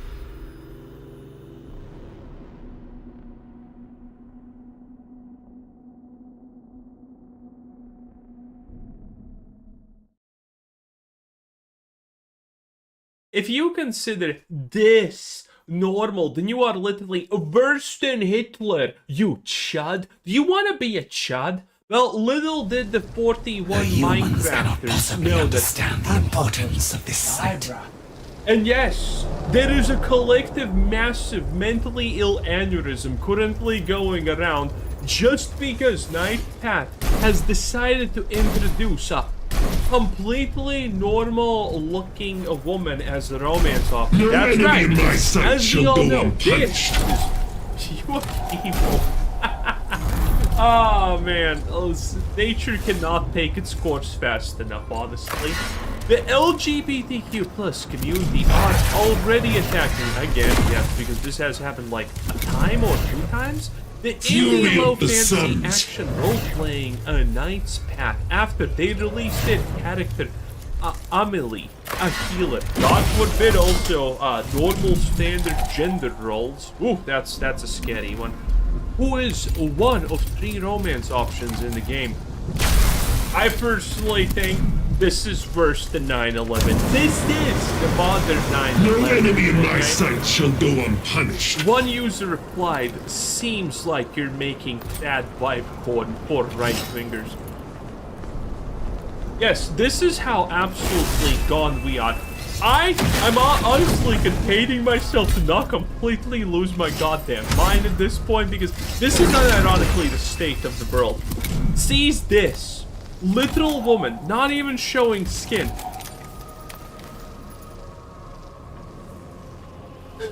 This is the worst thing since Hitler. That's the opinion. This is what constitutes as core in these people's minds.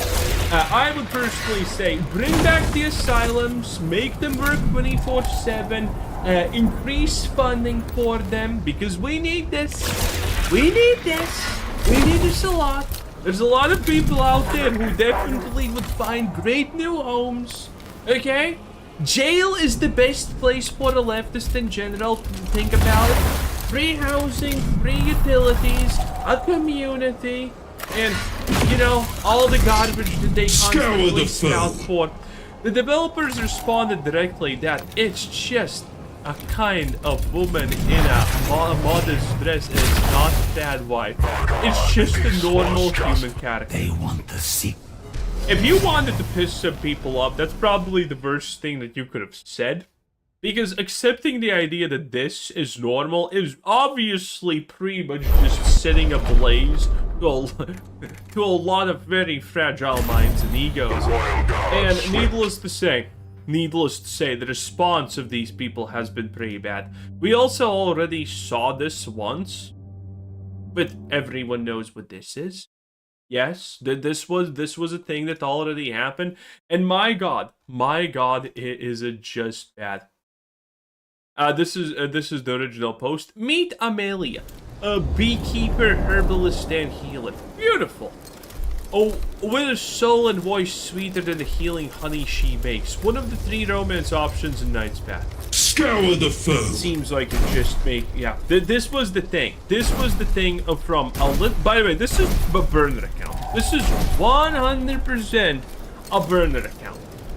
And we probably can figure out who this burner account is from, because Knight's Path, for example, existed by the way, if you did not know, Knight's Path, the absolute not money laundering scheme with a whopping 427 peak concurrent players literally died in... How much did it take for it to die? Like 4 hours? 8 hours? And it already lost most of its player base? It was good times. It was great times in fact. I mean, there's nothing more inspiring, in my opinion, than a historically accurate female knight lesbian that beats men in plate mail. The scissors queen, also some may say. And it's this is I can't. It's just too pitiful, it's just too stupid. I feel pain. Or maybe it's Barbara's account, because God knows that this guy's fucking brains are probably exiting the goddamn atmosphere at this point. How pissed he is that someone actually had morals, decency, and a spine to do something normal and did not have to, you know, sell out everything that he claims he stood for. Granted, Barbara never stood for any of the things that he claims. He completely betrayed his fans and everything else. Oh, but that's okay. And this is also a pretty fun thing. This is the response of the leftists. This is your typical response from these people. We already highlighted the same situation in Warframe. These people are just beyond redemption. There is nothing that can save them except institution. Okay? But again, all leftists should probably go to jail, because it seems like a great race. It has all the social values that they kind of admire for, equality and all of that shit. But in any case, this is a completely unhinged insane. Just to remind everyone that Knight's Path devs are homophobic and transphobic. That's right, because you can't choose one of them, you need to choose multiple. Oh yes, in regards to the LGBTQ question, a simple no would have sufficed. Their wording is of an obvious gender viewpoint. Wow. What did they say? I hope you have some LGBTQ representation in the game. No one asked for this. No one's gonna buy it. And their answer was very simple. We care about gaming, which is probably already a red flag for them, which is making them take out the pitchforks, and fun and not modern agendas. I mean, I'm personally pretty convinced that this is a firm no, if you would ask me. But no. Where I come from, we just call that ma'am. And yes, this is violence. Okay? The KP's devs are openly blah blah blah. No reason is disingenuous to say. They continue. This is, by the way, a response to this. By the way, does anyone remember that this shit had 250k wish lists? Yeah, we kind of called it was fake the moment we saw this. It obviously was. It obviously was. And again, 1348 X Watto existed only to money launder in the first place, but only to battle and be up against Knight's Path, because they saw that this has no representation, and they said, like, hold my non-existing funds. And Barbara probably. It is what it is. Probably, allegedly, who knows? In any case, moving on. And these people are claiming that this is violence. We saw this 2 days ago when I covered the Warframe situation. Just not agreeing with them is violence and bad things and whatnot. Here's more. Stage men are the most boring human beings on earth, blocking out the name because indie is indie, it's a swap. But oh my god, I'm so tired of medieval night games. By the way, why? Because this was said between with the goal of creating a natural, beautiful female character. Like they can't. They can't. He, him pronouns, blah blah blah blah blah blah blah. All of the classical shit. They can't. They just hate anything normal, and they try to mask this as some kind of. How much more did you? Now everyone knows that you are trying to incite violence. You are evil, and you are trying to hurt these people. Everyone knows that it doesn't matter if you block out the name or everything. Everyone knows what you're attempting to do. Everyone sees it. And then Knight's Path asks, what's wrong? And, I mean, you can pause and read what are the responses, but they're pretty lunatic, as you would expect, because they always not. Nothing, they're just mad, their sexuality, their entire personality, unfortunately.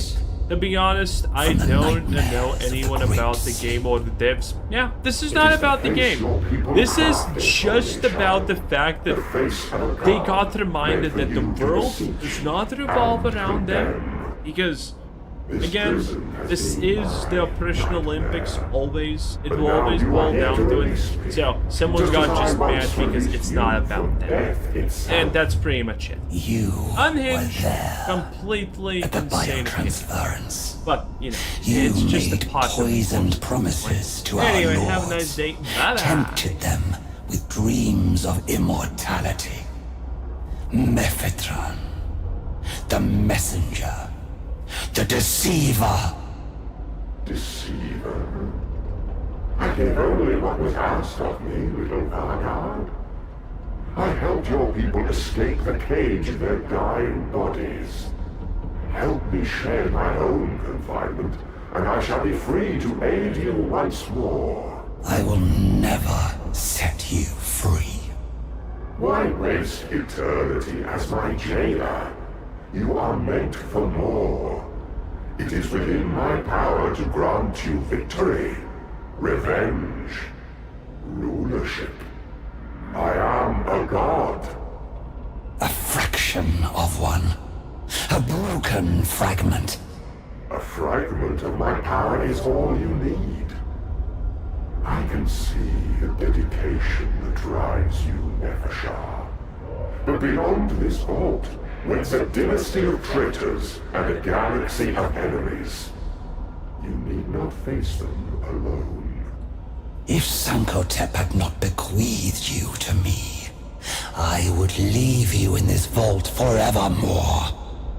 I have already had my fill of lies.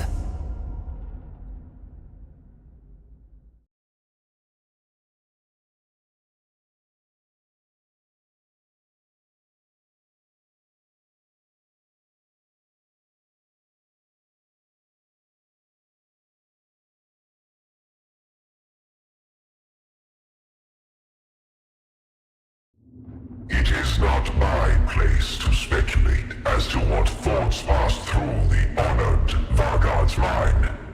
However, she was now presented with a choice. Her duty was to Sankotep and to the throne of Kivroth. Yet, You Patridae are the rulers of Kivroth, and thus, as Vargard, my role is to protect. Though she thought herself alone. Why must you serve anyone? The truly powerful have a You dare spy on my... If you will speak your thoughts aloud. Your words promise naught but trickery. Such preconceptions limit you, Nefershah. I can grant you the power to sweep these usurpers away, and a human vermin with them. You will look.